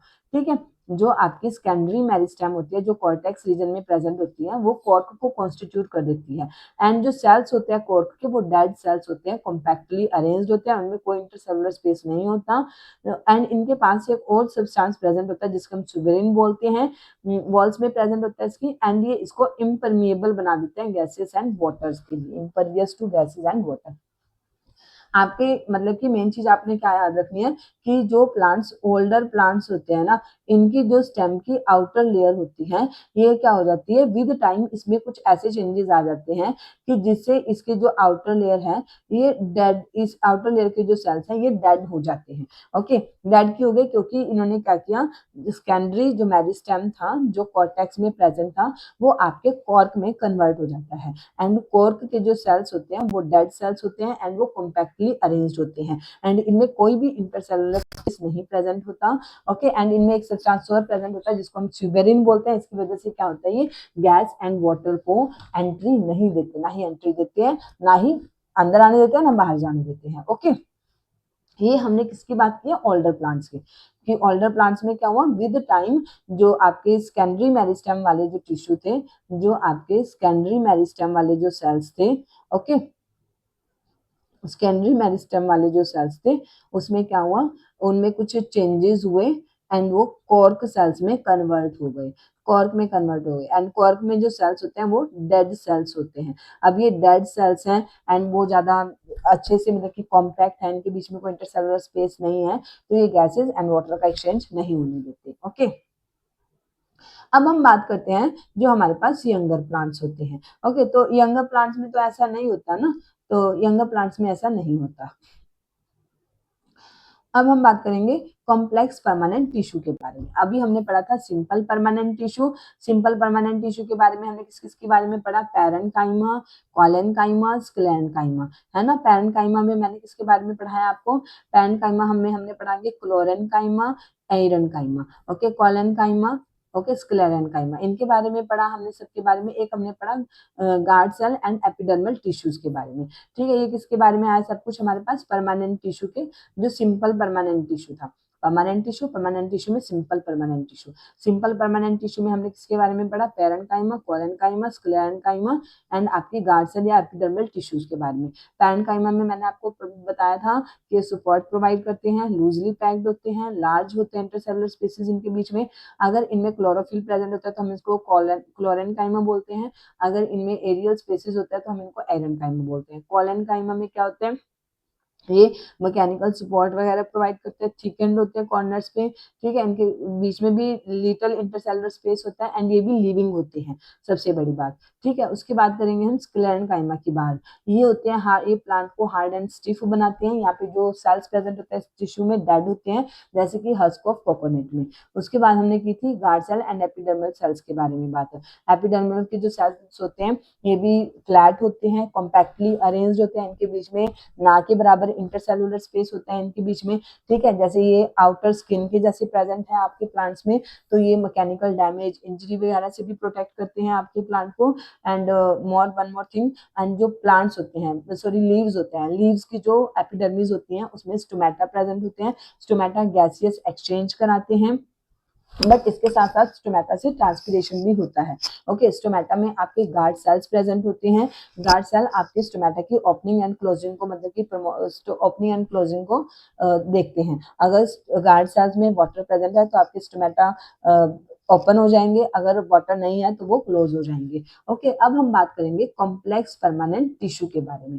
ये सब मैंने आपको यहाँ से रिवाइज भी करा दिया है। ओके, नेक्स्ट हम बात करेंगे कॉम्प्लेक्स परमानेंट टिश्यू के बारे में। कॉम्प्लेक्स परमानेंट टिश्यू कहाँ से शुरू है, हाँ यस, कॉम्प्लेक्स परमानेंट टिश्यू। अभी तक हमने जितने भी टिश्यूज पढ़े, चाहे कॉलेनकाइमा, पैरेन्काइमा, स्क्लेरेन्काइमा, सब में सिर्फ एक ही टाइप के सेल्स प्रेजेंट थे, ठीक है, जो एक दूसरे से बहुत ज्यादा सिमिलर थे। जो एक ही टाइप के थे तो सिमिलर तो होंगे, इनको हम बोलते हैं सिंपल परमानेंट टिश्यूज, ठीक है। बट अब हम एक अनदर टाइप ऑफ टिश्यूज की बात करेंगे, another type of permanent tissue की बात करेंगे, जिसको हम बोलते हैं कॉम्प्लेक्स टिश्यू। यहाँ पे क्या होता है, यहाँ पे डिफरेंट टाइप्स ऑफ सेल्स जो होते हैं, यहाँ पे more than one type of cells होते हैं, आपस में कोऑर्डिनेट करके फंक्शन को परफॉर्म करते हैं। यहाँ पे कॉम्प्लेक्स टिश्यूज कौन से प्रेजेंट होते हैं, यहाँ पे आपके xylem and phloem complex tissues होते हैं, जो आपस में कोऑर्डिनेट करके फंक्शन को परफॉर्म करते हैं, ठीक है। एंड आपकी जो जाइलम एंड फ्लोएम है, ये दोनों ही कंडक्टिंग टिश्यूज है। कंडक्टिंग हम कंडक्ट करेंगे, ट्रांसपोर्ट करेंगे किसी ना किसी चीज का, ओके। एंड ये आपस में मिलकर वेस्कुलर बंडल का फॉर्मेशन करते हैं, okay. Vascular tissue in a distinct feature of the complex plant. And जो आपका जो वेस्कुलर टिश्यू है ना, जो आपके जाइलम एंड फ्लोएम है, ये आपके कॉम्प्लेक्स प्लांट्स का एक फीचर है, ओके। एंड इनकी वजह से ही जो आपके टेरिस्ट्रियल इन्वायरमेंट में मतलब सर्वाइवल को पॉसिबल किया गया, ओके। अब हम बात करेंगे जाइलम के बारे में। जो जाइलम टिश्यू होता है, इसमें कितने टाइप के सेल्स प्रेजेंट है, tracheids, vessels, xylem parenchyma and xylem fibres. जाइलम में क्या क्या प्रेजेंट है आपके पास, tracheids, vessels, xylem parenchyma and xylem fibres. आपकी जो ट्रैकेट्स एंड वेसल्स होती है इनके पास थिक वॉल्स होती हैं and many are dead cells and इनमें बहुत से डेड सेल्स भी प्रेजेंट होते हैं जब ये मैच्योर हो जाते हैं, ठीक है। And tracheids and vessels are tubular structure, ये आपकी ट्यूबुलर है, ट्यूबुलर है जैसे आपका पाइप होता है ना, ऐसे ट्यूबुलर स्ट्रक्चर है ये, ठीक है। ये ट्यूबुलर है नेचर में, तो इसी वजह से जो आपके ट्रैकेट्स एंड वेसल्स है ये ट्यूबुलर है एंड इसी की वजह से ये वाटर का ट्रांसपोर्टेशन कराती है, जो कि आपके जाइलम का मेन फंक्शन है। आपके जाइलम का मेन फंक्शन क्या है, वाटर का ट्रांसपोर्टेशन कराना, ठीक है। एंड वाटर का ट्रांसपोर्टेशन जाइलम में भी पर्टिकुलरली कौन कराते हैं, आपके ट्रैकेट्स एंड वेसल्स कराती है। ट्रैकेट्स एंड वेसल क्यों कराते हैं, क्योंकि ये ट्यूबुलर स्ट्रक्चर्स हैं।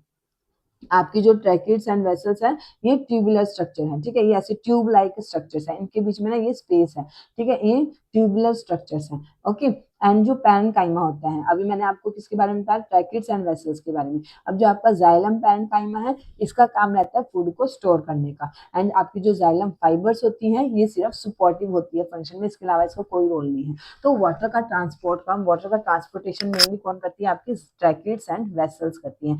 एंड आप यहाँ पे देखो, यहाँ पे पिट्स प्रेजेंट है, पिट्स क्या होती है, वेसल्स जो होती है ना, यहाँ पे परफोरेशन पोर्स प्रेजेंट होते हैं, ऐसे ऐसे ये पोर्स हैं इसके ऊपर, ओके, ये पोर्स प्रेजेंट है इसके ऊपर। अब हम बात करेंगे फ्लोएम की।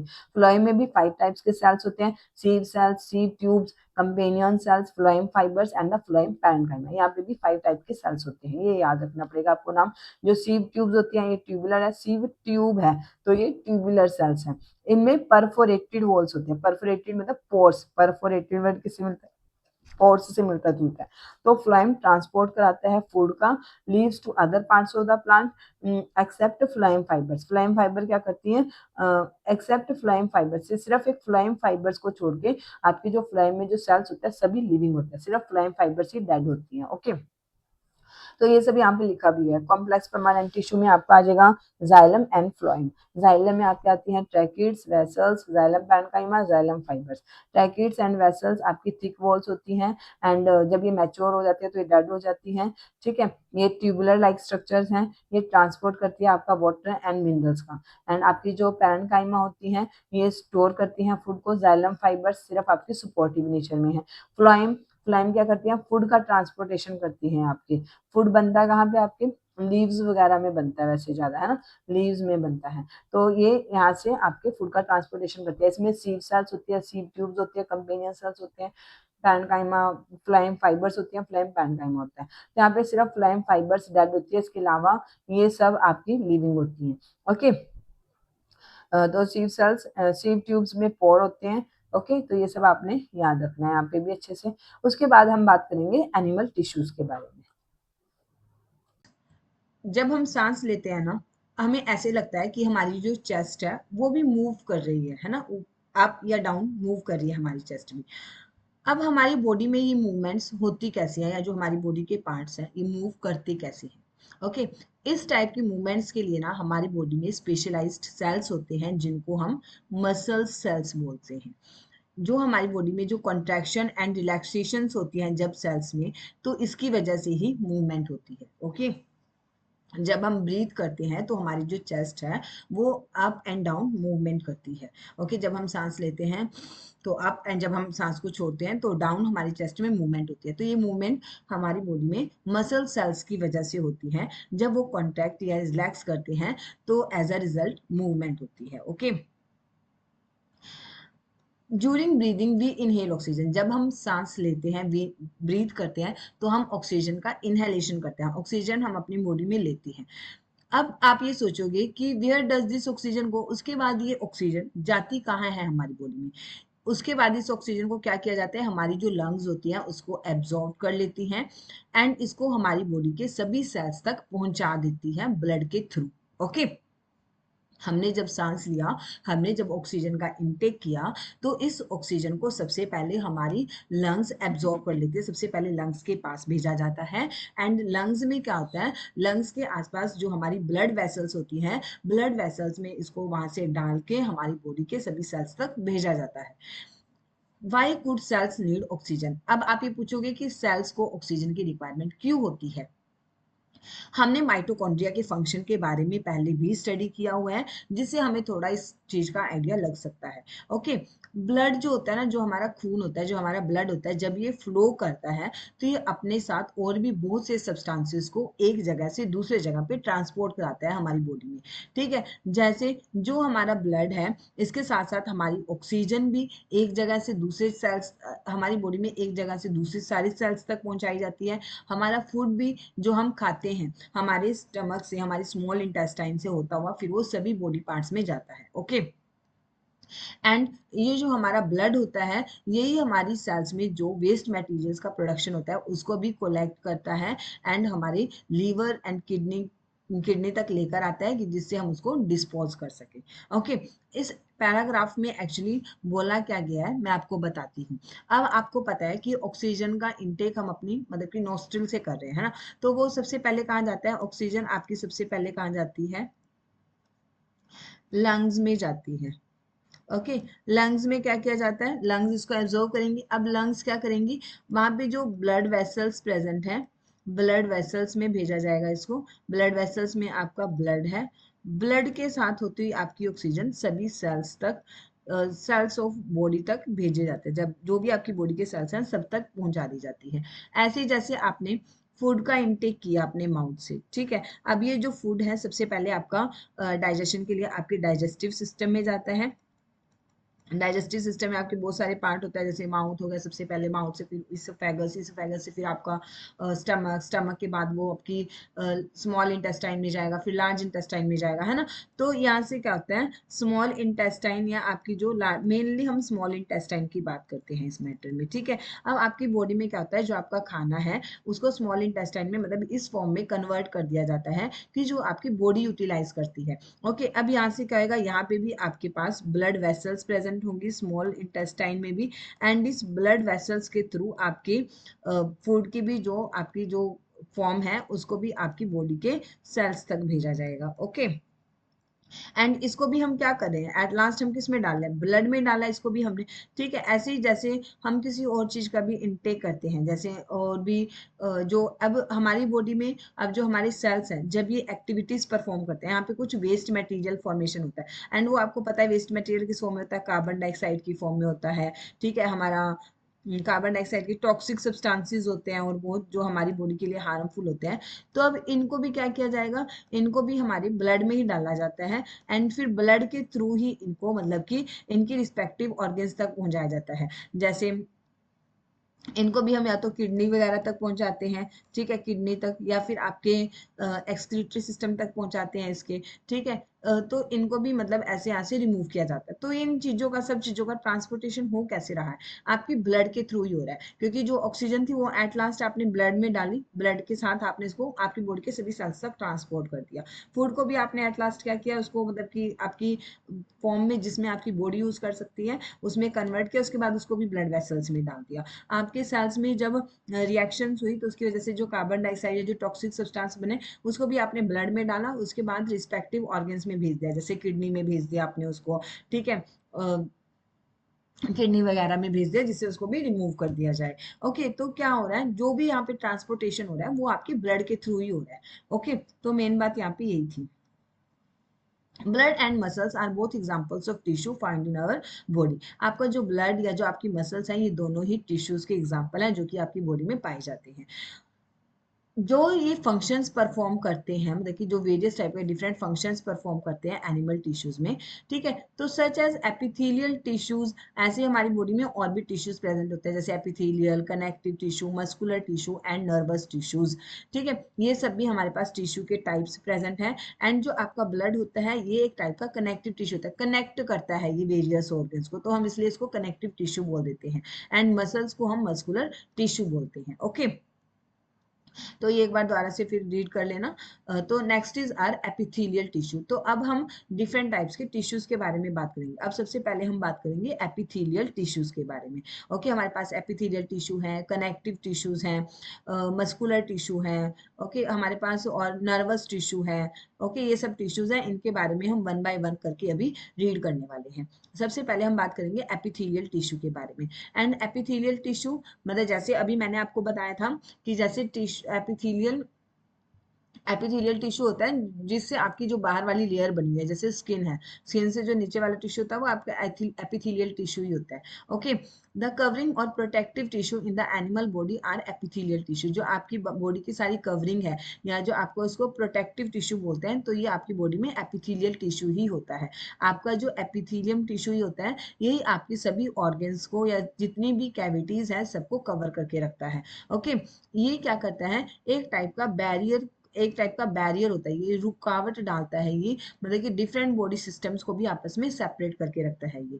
ओके, जो आपकी स्किन होती है, आपकी skin, lining of the mouth, ठीक है, आपकी जो ब्लड वेसल की लाइनिंग होती है, लंग एल्वियोलिस वगैरह, या आपकी जो किडनी की ट्यूब्यूल्स होती हैं, ये सभी आपकी एपिथेलियल टिश्यू से बनी होती है। आपको बता दिया कि एपिथेलियल टिश्यू से क्या क्या बना हुआ है, आपकी स्किन बनी हुई है, ठीक है, आपकी माउथ की जो बीच में जो लाइनिंग होती है, ये लाइनिंग माउथ की है जो, ये भी एपिथेलियल टिश्यू से बनी हुई है। आपकी जो ब्लड वेसल्स की लाइनिंग होती है, अब जैसे सपोज करो ये आपकी ब्लड वेसल है, ठीक है, ये आपकी ना, ये जो मैंने ये बनाई है, ये आपकी ब्लड वेसल्स की लाइनिंग है ये, तो ये भी एपिथेलियल टिश्यू से बनी होती है। जो आपकी लंग्स की एल्वियोली होती है, आपने लंग्स की एल्वियोली देखी होगी, वो ऐसे ऐसे होती है ना, ट्यूबुलर स्ट्रक्चर होती है वो, तो वो भी आपकी एपिथेलियल से ही बनी होती है। ठीक है, तो ये सब आपके एपिथेलियल टिश्यूज होते हैं।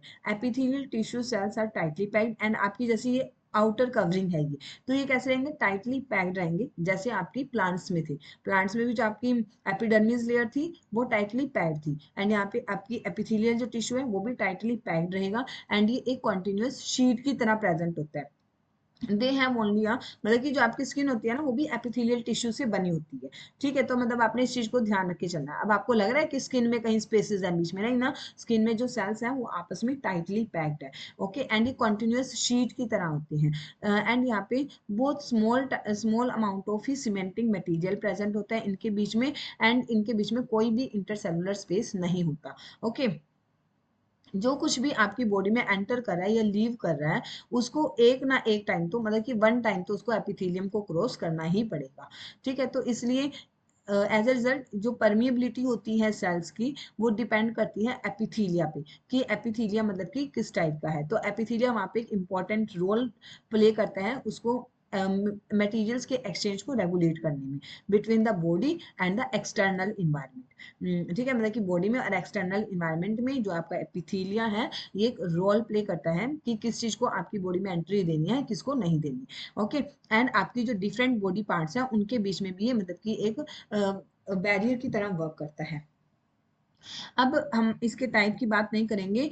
जितने भी एपिथेलिया होते हैं सब में एक अंडरलाइंग टिश्यू होता है, ठीक है, जो हमारे extra cellular fibrous basement membrane को बनाता है। Okay, different epithelia show different structures that correlate with their unique function. जो डिफरेंट टाइप्स के एपिथेलियम्स होते हैं, इनमें डिफरेंट स्ट्रक्चर्स होते हैं जो इनके मतलब कि फंक्शंस होते हैं उनके साथ कोरिलेट करता है। ठीक है, डिफरेंट टाइप्स के एपिथेलियल टिश्यू होते हैं, उनके अपने अपने फंक्शंस होते हैं, एंड उनकी जो उनका जो स्ट्रक्चर है उसके साथ वो अच्छे से कोरिलेट करता है। फॉर एग्जाम्पल, जो सेल्स आपकी ब्लड वेसल्स में या लंग एल्वियोली में प्रेजेंट होते हैं, जहाँ पे आपका ट्रांसपोर्टेशन होना होता है सब्सटेंसेस का, वहाँ पे आपका सिलेक्टिवली परमिएबल सरफेस होता है। ठीक है, तो there is a simple flat kind of epithelium, तो यहाँ पे आपके पास सिंपल फ्लैट काइंड का एपिथेलियम प्रेजेंट रहता है। ओके, इसको हम बोलते हैं simple squamous epithelium. Squama means scale, मतलब कि ऐसे स्केल की तरह सिंपल स्क्वेमस एपिथेलियम ऐसे प्रेजेंट होता है इसमें, सिंपल सिंपल प्रेजेंट होता है ऐसे इसमें। ओके, यहाँ पे क्या दिया हुआ है, इन सेल्स लाइनिंग ब्लड वेसल्स, जो आपकी ब्लड वेसल्स में प्रेजेंट होते हैं, ब्लड वेसल्स की लाइनिंग में प्रेजेंट होते हैं, या जो आपकी लंग्स की एल्वियोली में प्रेजेंट होते हैं। ठीक है, जहाँ पे आपका ट्रांसपोर्टेशन होना होता है सब्सटेंसेस का, तो वहाँ पे सिर्फ एक सिलेक्टिवली परमिएबल सरफेस होता है, वो होती है सिंपल फ्लैट काइंड की जो एपिथेलियम होती है, वो होते हैं आपके सिंपल स्क्वेमस एपिथेलियम। मतलब कि जो आपके सिंपल स्क्वेमस एपिथेलियम है वो कहाँ कहाँ पे प्रेजेंट है, आपकी ब्लड की लाइनिंग्स में प्रेजेंट है, एंड आपकी जो एल्वियोली प्रेजेंट होती है उसमें आपका सिंपल स्क्वेमस एपिथेलियम प्रेजेंट होता है। ओके, नेक्स्ट इज योर, यहाँ पे यहाँ तो कुछ नहीं है। अब ऊपर चलो दोबारा फिर। Simple squamous epithelium cells are extremely thin. ये देखो आपको थिन ही लग रहा है ना, कि जो आपके सिंपल स्क्वेमस सेल्स होते हैं ये बहुत ज्यादा पतले होते हैं, फ्लैट होते हैं, एंड ये एक डेलिकेट लाइनिंग बनाते हैं। ठीक है, आपकी जो इसोफेगस होती है या जो आपकी लाइनिंग होती है माउथ की, उनमें भी स्क्वेमस एपिथेलियम सेल्स ही प्रेजेंट होते हैं। अब ना हम टाइप्स ऑफ एपिथेलियम सेल्स पढ़ रहे हैं, उसमें सबसे पहले आएगा स्क्वेमस एपिथेलियम सेल्स। अब आपको बताया है कि जो सिंपल स्क्वेमस एपिथेलियम सेल्स है वो कहाँ कहाँ पे प्रेजेंट है। आपकी जो एल्वियोली है लंग्स की, उनमें प्रेजेंट रहता है। एल्वियोली पता है ना आपको, जैसे ये जो लंग्स आपकी ऐसी होती है ना, आपकी सपोज करो ये ऐसे लंग्स है, तो लंग्स में ये ट्यूब लाइक स्ट्रक्चर आती है ना, ये ऐसे आके यहाँ पे ये ऐसे ये बैलून टाइप स्ट्रक्चर बना लेती है, तो हम इसको एल्वियोली बोलते हैं। ठीक है, इस स्ट्रक्चर को हम क्या बोल रहे हैं, एल्वियोली बोलते हैं। यहीं पे आपका गैसियस एक्सचेंज होता है। ओके, तो इसमें भी आपकी सिंपल स्क्वेमस एपिथेलियम सेल्स ही प्रेजेंट होती हैं। आपकी जो इसोफेगस होती है या जो आपकी माउथ की लाइनिंग होती है, यहाँ पे भी आपके simple squamous epithelium cells present रहते हैं। आपकी जो स्किन होती है, स्किन में भी आपके सिंपल स्क्वेमस एपिथेलियम सेल्स ही प्रेजेंट होती हैं। Okay, skin epithelial cells are arranged in many layers, but जो स्किन वाले एपिथेलियल सेल्स होते हैं ये बहुत लेयर्ड में प्रेजेंट होते हैं, जिससे हमारी जो स्किन है वो इजिली वियर या टीयर ना हो जाए, फट या कट ना जाए। तो इसको हम जब ये लेयर्स में प्रेजेंट होते हैं आपके एपिथेलियम, तो हम इसको बोल देते हैं स्ट्रेटिफाइड स्क्वेमस एपिथेलियम। यहाँ पे क्या लेयर्स में प्रेजेंट है, स्ट्रेटा बना लिया इन्होंने, मतलब ये ऐसे लेयर्स में प्रेजेंट है एक दूसरे के ऊपर। मतलब समझे, जैसे इस सेल के ऊपर ये एक सेल है, इसके ऊपर एक और रख दिया, वो एक और रख दिया, ऐसे लेयर्स बना दी, स्ट्रेटिफिकेशन कर दी, तो ये आपके हो गए stratified squamous epithelium cells. Cells तो यही है, बट इनको लेयर में ऐसे वन के ऊपर वन रख दिया, जिससे इजिली मतलब कि वियर या टीयर ना हो, ये आपकी स्किन में प्रेजेंट होती है। ठीक है, एंड वेयर एज अब आपके पास सेकंड कंडीशन आ गया कि जहाँ पे आपका एब्जॉर्प्शन एंड सिक्रीशन होता है, एब्जॉर्प्शन एंड जहाँ पे सिक्रीशन होता है, जैसे कि इनर लाइनिंग होता है intestine, inner lining of the intestine में यहाँ जो tall epithelial cells are present. ठीक है, जहाँ पे आपका एब्जॉर्प्शन किया जाता है, जहाँ से किसी चीज का सिक्रीट किया जाता है। एब्जॉर्प्शन होता है अपने अंदर लेना, किसी चीज को एब्जॉर्व करना, सिक्रीट होता है किसी चीज को निकालना। ठीक है, तो ये कहाँ पे प्रेजेंट, जहाँ पे एब्जॉर्प्शन या सिक्रीशन होती है, जैसे आपकी inner lining of the intestine में, यहाँ पे आपके पास टॉल एपिथेलियल सेल्स प्रेजेंट होती हैं। ठीक है, इन कॉल्यूमिनार एपिथेलियल फैसिलेट्स, ये जो कॉल्यूमिनार मतलब कि जो पिलर लाइक एपिथेलियल्स होते हैं, ये फैसिलिटेट करते हैं movement across the epithelial barrier. ठीक है, it is the respiratory tract. ये कहाँ कहाँ प्रेजेंट होते हैं, आपके रेस्पिरेटरी ट्रैक में प्रेजेंट होते हैं। कॉल्यूमिनार एपिथेलियल टिश्यू ऑल्सो है सीलिया, एंड आपके जो कॉल्यूमिनार एपिथेलियल टिश्यूज होते हैं इनमें सीलिया भी प्रेजेंट होता है। जैसे आपका सपोज करो ये सेल है, तो इसमें ना ऐसे ऐसे सीलिया प्रेजेंट होते हैं। ठीक है, ये सीलिया होते हैं, ये आपके सीलिया होते हैं। ये होती क्या है, हेयर लाइक प्रोजेक्शन होती है। सीलिया क्या आपकी हेयर लाइक प्रोजेक्शन है outer surface of the epithelial cells, and ये सीलिया हेल्प करती है मूवमेंट में, एंड मूवमेंट पुश करती है म्यूकस को toward clear it, and this type of epithelium को हम बोलते हैं ciliated columnar epithelium. Ciliated columnar epithelium, ciliated, cilia present है, सीलिया क्या हेयर लाइक प्रोजेक्शंस है जो हेल्प करती है मूवमेंट में। ठीक है, एंड ये प्रेजेंट कहाँ होते हैं, आपके inner lining of the intestine में प्रेजेंट होते हैं, एंड आपकी और किस में प्रेजेंट होते हैं, रेस्पिरेटरी ट्रैक में प्रेजेंट होते हैं। ठीक है, ये मतलब क्या होता है, सीलिया होता है, हेयर लाइक प्रोजेक्शंस होती हैं, तो हम इसको सीलिएटेड कॉल्यूमिनार एपिथेलियम सेल्स बोलते हैं। Next is your cuboidal epithelium. Cuboidal epithelium आपको नाम से पता चला, क्यूब शेप्ड सेल्स होते हैं। ये आपके कहाँ प्रेजेंट होते हैं, लाइनिंग ऑफ किडनी ट्यूब्यूल्स, आपकी जो किडनी की ट्यूब्यूल्स होती हैं उसकी लाइनिंग में प्रेजेंट होते हैं। सिलाइवरी ग्लैंड की डक्ट में प्रेजेंट होते हैं, एंड यहाँ पे ये मैकेनिकल सपोर्ट प्रोवाइड करते हैं। Epithelial cells often acquire additional specialisation as gland cells, and as a gland cell इनको और एडिशनल स्पेशलाइजेशन की जरूरत भी रहती है, जो कि सिक्रीट करती है सब्सटेंसेस को एपिथेलियल सरफेस पे। समटाइम्स क्या होता है कि जो पोर्शन होता है एपिथेलियल टिश्यूज का वो इनवर्ट फोल्ड होता है। ठीक है, तो and a multi cellular gland is form, इसको हम बोलते हैं ग्लैंडुलर एपिथेलियम, मतलब कि ये ऐसे इनसाइड फोल्ड होता है। ठीक है, तो हम इसको क्या बोलते हैं, ग्लैंडुलर एपिथेलियम सेल्स बोलते हैं हम इसको। ठीक है, next is your connective tissue. Connective tissue होता है जो किसी चीज को कनेक्ट करता है आपस में, है ना, जैसे ब्लड है आपका, ब्लड क्या करता है, आपकी बॉडी के सभी सेल्स को आपस में कनेक्ट रखता है, आपकी बॉडी की सभी ऑर्गन्स को आपस में कनेक्ट रखता है, तो हम इसको बोलते हैं कनेक्टिव टिश्यू। ठीक है, ब्लड आपका एक टाइप का कनेक्टिव टिश्यू है। आपको ये पता मतलब कि इसमें ये पूछा होगा इसको कनेक्टिव टिश्यू क्यों बोला गया है, ठीक है, आपको एक क्लू मिलेगा यहाँ पे अब चैप्टर में। The cells of connective tissue are loosely spaced and embedded in an intercellular matrix. आपका ना एक्चुअली ब्लड में क्या होता है, आपका ब्लड में क्या रहता है, सपोज करो ये आपका ब्लड शो कर रही हूँ मैं इसके अंदर, ब्लड वेसल के अंदर, ठीक है, ब्लड में क्या रहता है आपके पास ना एक फ्लूइड मटेरियल प्रेजेंट रहता है, ठीक है, ब्लड में क्या आपके पास एक फ्लूइड मटेरियल प्रेजेंट है, ब्लड में ऐसे आपके पास ये फ्लूइड मटेरियल प्रेजेंट है। इस फ्लूइड मटेरियल के अंदर ना, इस फ्लूइड मटेरियल को हम बोलते हैं प्लाज्मा। इस फ्लूइड मटेरियल के अंदर आपके पास डिफरेंट टाइप के सेल्स सस्पेंडेड रहते हैं, डब्ल्यूबीसीज, आरबीसीज, ये ऐसे इसमें रहते हैं, ठीक है, डब्ल्यूबीसीज, आरबीसीज, हॉर्मोन्स, प्रोटीन्स वगैरह बहुत कुछ इसमें प्रेजेंट रहता है। ओके, तो मतलब कि ऐसे होता है, ये क्या है आपकी मैट्रिक्स है, मैट्रिक्स है ये, मैट्रिक्स भी क्या है आपका, ये सिर्फ मैट्रिक्स नहीं आप इसको बोल सकते हैं, आप इसको बोलोगे प्लाज्मा बोलते हैं हम इसको, क्या बोलते हैं हम इसको, प्लाज्मा बोलते हैं। ये डेंस होता है, फ्लूइड नेचर का होता है, एंड इसमें आपके पास डब्ल्यूबीसी, आरबीसीज, प्रोटीन्स, ठीक है, इंजाइम्स, हॉर्मोन्स, बहुत कुछ इसमें एम्बेडेड रहता है। तो ये आपका कनेक्टिव टिश्यू इस टाइप का होता है, ठीक है। The cells of connective tissue are loosely spaced, यहाँ पे स्पेस है ना बीच में, जो सेल्स होते हैं कनेक्टिव टिश्यू के, इनके बीच में लूजली स्पेस्ड होते हैं, and embedded in an intercellular matrix, cell के बीच में जो मैट्रिक्स होता है उसमें ये प्रेजेंट रहती है। एंड द मैट्रिक्स में बी जेली लाइक, ये जो मैट्रिक्स है ये जेली लाइक हो सकती है, फ्लूइड हो सकता है, डेंस या रिजिड हो सकता है, एंड जो मैट्रिक्स की नेचर होती है वो डिफरेंट होती है with function of the particular connective tissue. Okay, आपके पास ये एक्टिविटी है, आई थिंक एक्टिविटी आप खुद रीड कर लेना। ओके, हम आगे अपना आगे वो रीड करते हैं। एक्टिविटी में वैसे भी 2 पॉइंट्स हैं। आपने टेक अ ब्लड की ड्रॉप लेनी है अपने एक स्लाइड पे, एंड आपने उसको ऑब्जर्व करना है माइक्रोस्कोप के अंदर, ठीक है, तो यही एक्टिविटी थी आपके पास। ब्लड क्या होता है आपका, ब्लड एक fluid matrix called plasma, blood में एक फ्लूइड मैट्रिक्स होते हैं जिसको हम प्लाज्मा बोलते हैं। इसमें आपकी आरबीसीज, डब्ल्यूबीसीज, प्लेटलेट्स सब सस्पेंडेड रहती हैं, मतलब कि सब पड़े होते हैं इसमें, सब लाई कर रहे होते हैं इसमें, ठीक है। और यहाँ पे जो प्लाज्मा होता है, प्लाज्मा किससे बना होता है आपका, प्लाज्मा होता है कंटेन साल्ट, प्रोटीन्स, हॉर्मोन्स वगैरह, एंड ब्लड जो आपका फ्लो करता है ये ट्रांसपोर्ट करता है आपकी गैसेस का, डाइजेस्टेड फूड का, हॉर्मोन्स का, वेस्ट मटेरियल का, सब चीजों का ट्रांसपोर्ट करता है आपका ब्लड आपकी बॉडी के डिफरेंट पार्ट्स तक। ओके, अब आप ये हमने ब्लड के बारे में पढ़ा कि ब्लड एक कनेक्टिव टिश्यू है। सेकंड कनेक्टिव टिश्यू है आपके पास बोन, बोन एक अनदर कनेक्टिव टिश्यू है, ये आपका फ्रेमवर्क बनाता है जो आपकी बॉडी को सपोर्ट करता है, ठीक है, ये आपकी मसल्स को भी एंकर करता है एंड सपोर्ट करते हैं आपकी बॉडी के मेन ऑर्गन्स को। इसका मेन काम क्या रहता है, ये स्ट्रॉन्ग होता है, नॉन फ्लेक्सिबल टिश्यू होता है, स्ट्रॉन्ग है, नॉन फ्लेक्सिबल है। ओके,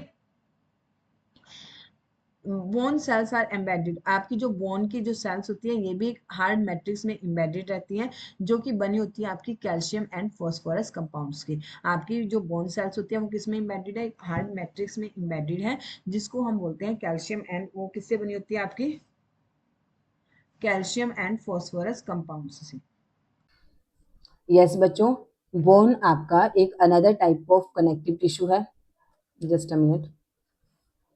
अनदर एग्जांपल है कनेक्टिव टिश्यू का। It forms the framework that support the body. ये आपका एक फ्रेमवर्क बनाता है, आपकी जो बॉडी स्टैंड कर रही है ऐसे, मतलब किसी की खड़ी है तो ये किसकी वजह से खड़ी है, बोन्स की वजह से खड़ी है, ठीक है। एंड ये आपका एक फ्रेमवर्क बनाती है जो आपकी बॉडी को मतलब कि सपोर्ट प्रोवाइड करता है। ओके, ये एंकर करता है मसल्स को, and main organ of the body को सपोर्ट भी प्रोवाइड करता है, मसल्स को भी एंकर करे रखता है एंड आपकी बॉडी के मेन ऑर्गन्स को सपोर्ट प्रोवाइड करता है। ये स्ट्रॉन्ग होता है, मतलब स्ट्रॉन्ग होता है, नॉन फ्लेक्सिबल है, फ्लेक्सिबल नहीं है ये। Okay, and the main what would be the advantage of this property for bone function, bone cells are embedded in a hard matrix। जो आपकी जो bone की cells होती हैं ये एक hard matrix में embedded होती है। ओके, bone की जो cells होती है आपकी ये hard matrix में embedded होती है। ओके, जैसे आपके यहाँ पे ये कॉम्पैक्ट बोन्स दिखाई हुई है, यहाँ बी स्ट्रक्चर में आपके कॉम्पैक्ट बोन्स दिखाई हुई हैं। ये जो आपकी बोन्स होती हैं ये एक हार्ड मैट्रिक्स में प्रेजेंट होती हैं, हार्ड मैट्रिक्स में प्रेजेंट होते हैं, ठीक है। यहाँ पे जो टेंडन होता है, हार्ड मैट्रिक्स में प्रेजेंट होती है, जो कि हार्ड मैट्रिक्स किससे बना होता है, कैल्शियम एंड फॉस्फोरस कंपाउंड से बना होता है। यहाँ पे जो हार्ड मैट्रिक्स होता है वो किससे बना हुआ है, कैल्शियम एंड फॉस्फोरस कंपाउंड से। ठीक है, two bonds can be connected each other by another type of connective tissue called the ligaments. जब आपकी टू बॉन्ड्स आपस में कनेक्ट होती है एक दूसरे के साथ एक कनेक्टिव टिश्यू की हेल्प से, तो उसको हम बोलते हैं लिगामेंट। जब आपकी टू बॉन्ड्स आपस में कनेक्ट होती है तो वो एक टाइप के कनेक्टिव टिश्यू से कनेक्ट होती है जिसको हम बोलते हैं लिगामेंट। एंड ये जो टिश्यू होता है ये इलास्टिक होता है एंड इसमें एक कंसिडरेबल स्ट्रेंथ होती है। ठीक है, लिगामेंट आपका लिगामेंट में आपकी बहुत कम मैट्रिक्स होती है एंड आपकी बोन्स टू बोन्स ये कनेक्ट करता है। जैसे आपकी जो बोन से बोन कनेक्ट होती है वो कौन से कनेक्टिव टिश्यू की हेल्प से कनेक्टेड होती है, आपके लिगामेंट से। ओके, लिगामेंट जो आपका यहाँ पे कनेक्टिव टिश्यू है ये इलास्टिक होता है, इसमें कंसिडरेबल स्ट्रेंथ होती है। लिगामेंट में आपके पास जो मैट्रिक्स होता है वो बहुत कम होता है एंड ये आपकी बोन को बोन से कनेक्ट करता है। ओके, बोन्स को बोन्स से कनेक्ट करता है, ये जो आपका बी यहाँ पे डायग्राम दिखा होगा। Okay, next is your tendon. Tendon भी आपके पास एक कनेक्ट मसल्स होती है, ये कनेक्ट करता है। टेंडन्स भी आपके पास एक टाइप का कनेक्टिव टिश्यू है, ये कनेक्ट करता है मसल्स को बोन के साथ एंड ये other type of connective tissue है। ठीक है, टेंडन्स टेंडन्स की क्या होती है, टेंडन्स की फाइब्रस टिश्यू है। टेंडन आपका एक फाइब्रस टिश्यू होता है इसमें एक great strength and limited flexibility होती है।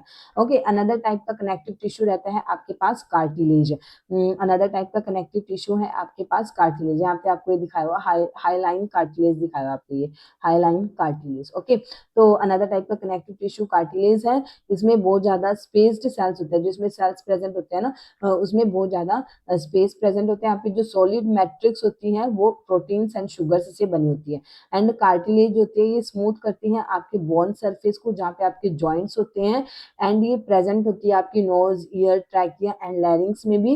एंड इसकी कार्टिलेज की प्रेजेंस की वजह से आपके जो ईयर्स वगैरह होते हैं आप इसको अच्छे से फोल्ड कर सकते हो।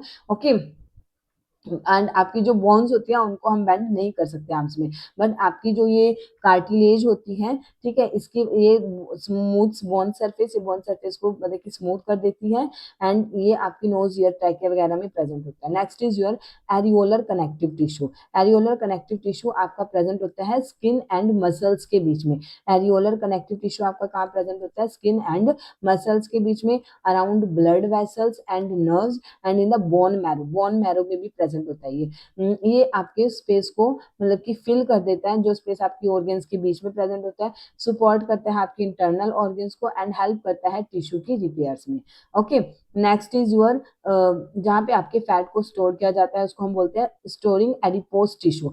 एडिपोज टिश्यू आपकी स्किन के नीचे वाले पोर्शन में पाया जाता है, ठीक है, बिटवीन इंटरनल ऑर्गन्स एंड जो सेल्स होते हैं इस टिश्यू में वो फिल्ड किससे भरे रहते हैं, फैट ग्लोब्यूल्स से। वो फैट ग्लोब्यूल्स से भरे रहते हैं एंड यहाँ पे जो ये क्या करता है, स्टोरेज करता है फैट्स का एंड ये एक्ट एज इंसुलेटर। मतलब कि आपने देखा होगा जो थोड़े मोटे पर्सन होते हैं ना उनको गर्मी कम लगती, उनको गर्मी ज्यादा लगती है क्योंकि वो क्या करता है, इंसुलेटर का जहाँ पे फैट स्टोर्ड है वो इंसुलेटर का वर्क करता है वहाँ पे। Okay, next is your muscular tissues. Okay, muscular tissue के बारे में हम बात करेंगे। मस्कुलर टिश्यू में आपके पास इलोंगेटेड सेल्स होते हैं जिनको हम मसल फाइबर्स भी बोलते हैं। मसल्स की फाइबर्स फाइबर फॉर्म में होते हैं ये, ठीक है ना, मतलब ऐसे लॉन्ग होते हैं, जैसे ये लॉन्ग है ना, ये ऐसे मसल फाइबर्स फॉर्म में होते हैं। ये रिस्पॉन्सिबल होते हैं आपकी बॉडी में मूवमेंट के लिए। आपकी बॉडी में जो भी मूवमेंट होती है वो मसल्स की प्रेजेंस से होती है। ओके, मसल्स में आपके पास एक स्पेशल प्रोटीन्स होता है जिसको हम बोलते हैं कॉन्ट्रैक्टाइल प्रोटीन्स, जो कॉन्ट्रैक्ट एंड रिलैक्स कराता है आपकी मसल्स को। ये कॉन्ट्रैक्टाइल एंड रिलैक्स्ड भी होते हैं नेचर में क्योंकि इनमें प्रोटीन प्रेजेंट होता है।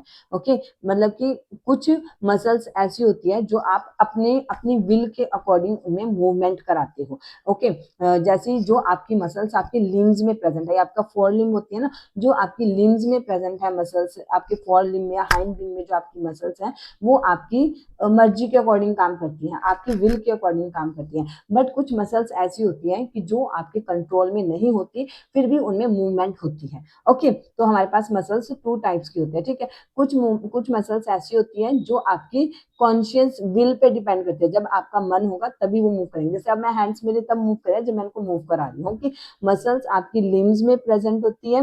ओके, एंड ये तभी मूव करती है जब आप इनको मूव कराते हो, एंड ये तभी स्टॉप हो जाती है जब आप डिसाइड करते हो कि बस अब मैंने मूवमेंट नहीं कराना इनमें, ठीक है। इस टाइप की मसल्स को हम बोलते हैं वॉलंटरी मसल्स। क्या बोलते हैं इनको? वॉलंटरी, ये हमारे कंट्रोल में है।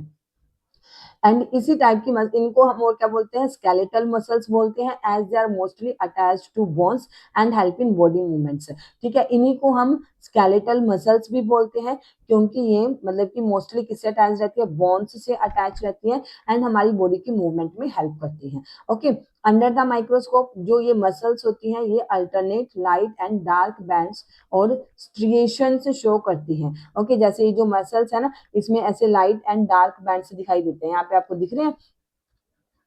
यहाँ पे आपको ये लाइट एंड डार्क बैंड से शो किया हुआ है। जैसे सपोज करो ये आपके पास डार्क बैंड है ना, ये वाला डार्क है, ये वाला डार्क है, तो ठीक है। यहाँ पे ना अलग अलग टाइप के बैंड्स प्रेजेंट होते हैं, जैसे इसके बीच में यहाँ पे लाइट बोन्स प्रेजेंट है, लाइट बैंड्स प्रेजेंट है।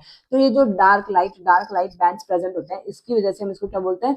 स्ट्रिएशन है इसके अंदर, स्ट्रिएटेड है ये। ओके, स्ट्रिएटेड मसल्स भी बोलते हैं इनको। Okay, and the cells of this tissue, जो इस टिश्यू के सेल्स होते हैं वो लॉन्ग सेल्स होते हैं। लॉन्ग लॉन्ग ही है, इतना बड़ा सेल है ना, तो ये लॉन्ग सेल्स होते हैं आपके, सिलेंड्रिकल होते हैं, सिलेंडर शेप में ना, सिलेंड्रिकल होते हैं, अनब्रांच्ड होते हैं, इसमें कोई भी ब्रांचिंग नहीं होती। अब ये डायरेक्ट ऐसे है, इसमें कोई ब्रांचिंग नहीं है ना, मतलब कि ये ऐसे है आपका सेल। अगर इसी सेल में से ऐसे ब्रांचिंग होती है तो मैं इसको बोलती ब्रांच्ड।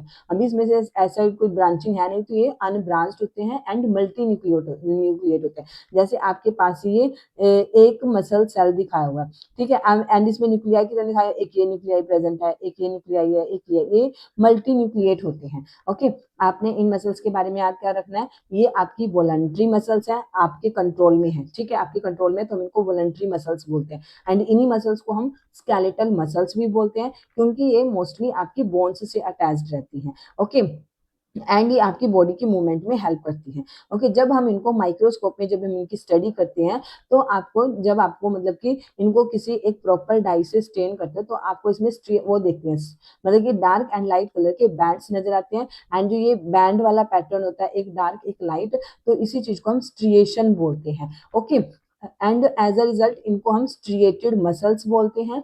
एंड इस टिश्यूज में जो सेल्स होते हैं वो लॉन्ग होते हैं, सिलेंड्रिकल शेप के होते हैं, एंड इनमें बहुत ज्यादा न्यूक्लियाई मल्टी न्यूक्लिएट होते हैं, एक से ज्यादा न्यूक्लियस प्रेजेंट होता है इनमें। Okay, and the movement of food in the alimentary canal or the contraction and relaxation of blood vessels are involuntary movements। ये तो आपकी वॉलंटरी मूवमेंट्स थी अभी जो हमने पढ़ी। एक आपकी बॉडी में ना इनवॉलंटरी मूवमेंट्स भी होती है। इनवॉलंटरी मूवमेंट्स क्या होती है? जिन चीजों का आप पे कंट्रोल नहीं है, मतलब कि जिन मसल्स में आपका कॉन्ट्रैक्शन एंड रिलैक्सेशन हो रहा है, बट वो अकॉर्डिंग टू यूअर, मतलब कि आपके कंट्रोल में नहीं है, कि अगर आप उसको कहो ना कि मतलब कि कॉन्टैक्ट करना छोड़ दो, तो ऐसा नहीं होगा, ठीक है। उसने कॉन्टैक्ट एंड रिलैक्स किए जाना है। ओके, तो वो आपकी जो मूवमेंट्स होती है वो आपकी इनवॉलंटरी मूवमेंट्स होती है। एंड इस टाइप की मूवमेंट कहाँ देखी गई है? Food in the alimentary canal, जब आपका फूड एलिमेंट्री केनाल में एंटर करता है, या contraction and relaxation of blood vessels, या जब आपकी जो ब्लड वेसल्स होती हैं वो भी कॉन्ट्रैक्ट एंड रिलैक्स करती हैं।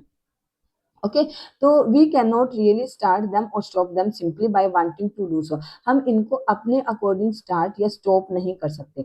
ओके, इनको हम क्या बोलते हैं? स्मूथ मसल्स और इनवॉलंटरी मसल्स बोलते हैं। क्या बोलते हैं इनको? स्मूथ मसल्स बोलते हैं या इनवॉलंटरी मसल्स बोलते हैं। ये हमारी और कहाँ कहाँ प्रेजेंट होती है? हमारी इरीज ऑफ द आई में प्रेजेंट होती है, यूरेटर्स में प्रेजेंट होती है, ब्रोंकाई ऑफ द लंग्स में प्रेजेंट होती है। एंड ये जो सेल्स होते हैं ये लॉन्ग होते हैं, इनके पॉइंटेड एंड्स होते हैं, जैसे ये पॉइंटेड एंड्स होते हैं इनके, है ना, इनके पॉइंटेड एंड्स होते हैं। जैसे आपकी ये सेल है ना, इसके पॉइंटेड एंड है, ये आपकी वन सेल है, तो इसमें आपके पास क्या है? पॉइंटेड एंड्स प्रेजेंट है। आपके क्या प्रेजेंट है इसमें? पॉइंटेड एंड्स प्रेजेंट है। एंड यूनिन्यूक्लिएट, एंड ये आपके पास यूनिन्यूक्लिएट होती है। ये इनमें देखो आपको सिर्फ एक ही न्यूक्लियस प्रेजेंट आ रहा है, ठीक है। ये अनदर सेल है, इसमें एक अनदर न्यूक्लियस प्रेजेंट है, तो ठीक है, ये आपकी यूनिन्यूक्लिएट्स होती हैं, having a single nucleus, and they are also called unstriated. इनको हम अनस्ट्रिएटेड बोलते हैं क्योंकि इसमें जब हम इनको स्टेंड करते हैं एंड माइक्रोस्कोप में देखते हैं तो इनमें हमें ऐसे डार्क और लाइट बैंड्स नहीं दिखते, तो इसलिए अनस्ट्रेन्ड मसल्स होती हैं। ओके, आपकी जो हार्ट की मसल्स होती हैं इसमें रिदमिक कॉन्ट्रैक्शन होता है, यहाँ पे भी रिलैक्स कॉन्ट्रैक्शन एंड रिलैक्सेशन होता है थ्रू आउट लाइफ।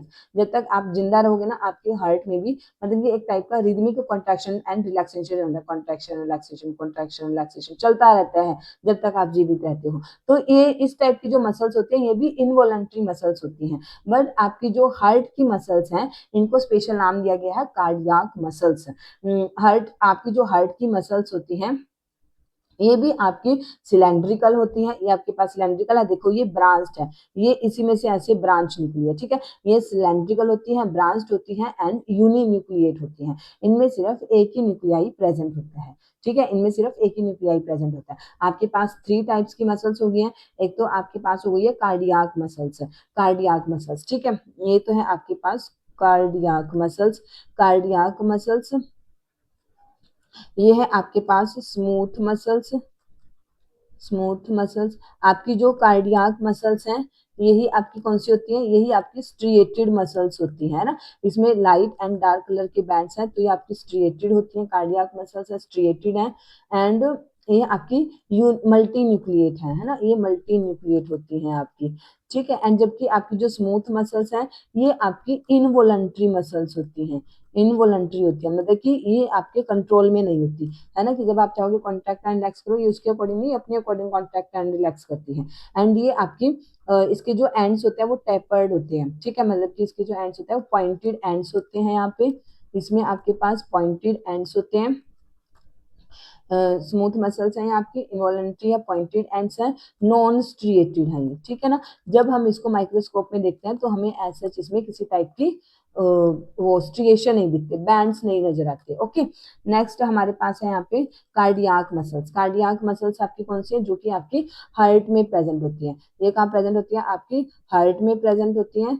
ये भी आपकी कैसी होती है, ब्रांच्ड होती है, ये इसमें ब्रांचिंग निकली हुई है, ठीक है, ब्रांच्ड होती है, यूनिन्यूक्लिएट होती हैं, ये ब्रांच्ड होती है, यूनिन्यूक्लिएट होती हैं, सिलेंड्रिकल होती हैं, एंड ये भी आपकी इनवॉलंटरी होती हैं, मतलब ये भी आपके कंट्रोल में नहीं होती, ठीक है, ये भी आपकी इनवॉलंटरी होती है, ठीक है। ये कौन सी आपके हार्ट में, कार्डियक मसल्स किस में प्रेजेंट होती है, हार्ट में प्रेजेंट होती है, हार्ट मसल्स होती हैं। यहाँ पे रिदमिक कॉन्ट्रैक्शन एंड रिलैक्सेशन चलता है, यहाँ पे रिदमिक कॉन्ट्रैक्शन एंड रिलैक्सेशन चलता है आपका। ओके, तो ये आपको समझ आ गया होगा सारा, मैंने यहाँ पे थोड़ा लिख भी दिया, अभी मैंने आगे भी इसके पॉइंट्स बनाए हुए हैं। Next is your nervous tissue. Nervous tissue मतलब नर्वस टिश्यू में क्या प्रेजेंट होता है, आपके कौन से सेल्स प्रेजेंट होते हैं, न्यूरॉन्स प्रेजेंट होते हैं यहाँ पे आपके न्यूरॉन्स सेल्स होते हैं यहाँ पे, नर्वस टिश्यू में आपके पास न्यूरॉन सेल्स होते हैं। नर्वस टिश्यू में आपके पास जितने भी सेल्स होते हैं सब में एबिलिटी होती है कि अगर कोई स्टिमुलाई आया है तो उसके अगेंस्ट वो रिस्पॉन्ड करे, ठीक है। इसलिए जो नर्वस टिश्यू के सेल्स होते हैं वो हाईली स्पेशलाइज्ड होते हैं for being stimulated and then transmitting the stimulus very rapidly from one place to another within the body, ठीक है। जो आपके नर्वस टिश्यू के जो सेल्स होते हैं सभी, वो मतलब कि उनमें एक एबिलिटी होती है कि वो रिस्पॉन्ड कर सकते हैं किसी भी स्टिमुलाई के अगेंस्ट। जैसे मैंने आपको सबसे पहले एग्जांपल दिया था कि अगर आपने किसी गर्म चीज को हाथ लगाया तो ये मैसेज पहले सबसे पहले आपकी ब्रेन पे जाएगा एंड फिर आपका ब्रेन क्या कराएगा, रिफ्लेक्स एक्शन कराएगा और अपना हाथ आप पीछे कर लोगे, ठीक है।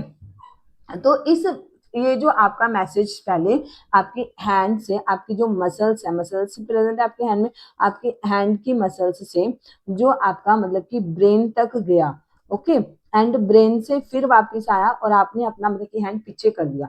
तो यहाँ पे कौन से सेल इन्वॉल्व थे, आपके नर्वस टिश्यू इन्वॉल्व था, यहाँ पे नर्वस टिश्यू इन्वॉल्व था, क्योंकि यहाँ पे ये आपने जो हैंड लगाया ये एक टाइप का स्टिमुलेशन था, तो उन्होंने स्टिमुलेशन के अगेंस्ट एकदम से क्विक रिस्पॉन्स किया, okay, very rapidly from one place to another within the body. Okay, the brain, spinal cord and nerves are are composed of the nervous tissue.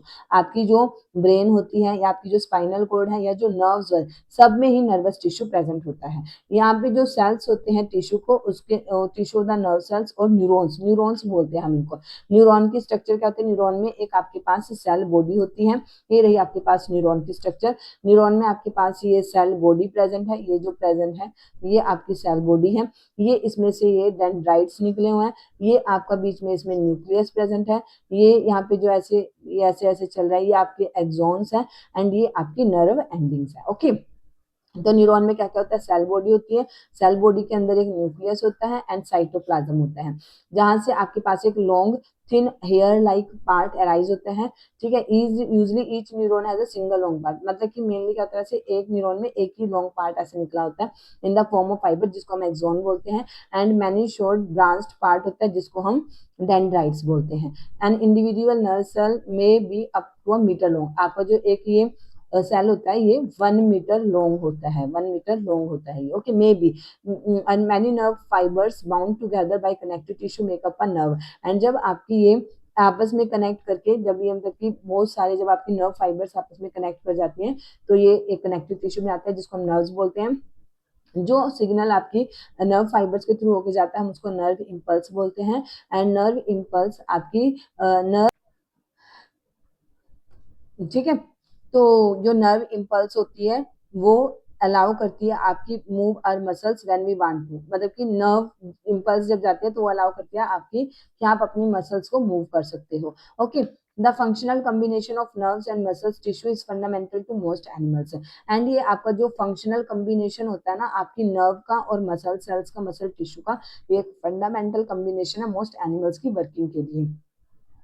And इसी combination की वजह से हम किसी भी रिस्पॉन्ड के रिलेटेड एकदम से क्विक रिस्पॉन्स करते हैं। ओके, एंड मैं आपके लिए यहाँ पे जो एनिमल टिश्यू है उसके शॉर्ट नोट्स भी बनाए थे। लेट्स सी हियर, देखो यहाँ पे मैंने सब शॉर्ट फॉर्म में लिखा हुआ है आपके लिए। एनिमल टिश्यूज में आपके पास एपिथेलियल टिश्यू होता है, कनेक्टिव टिश्यूज होते हैं, मस्कुलर टिश्यूज होते हैं, नर्वस टिश्यूज होते हैं, कार्डियाक मसल्स होते हैं।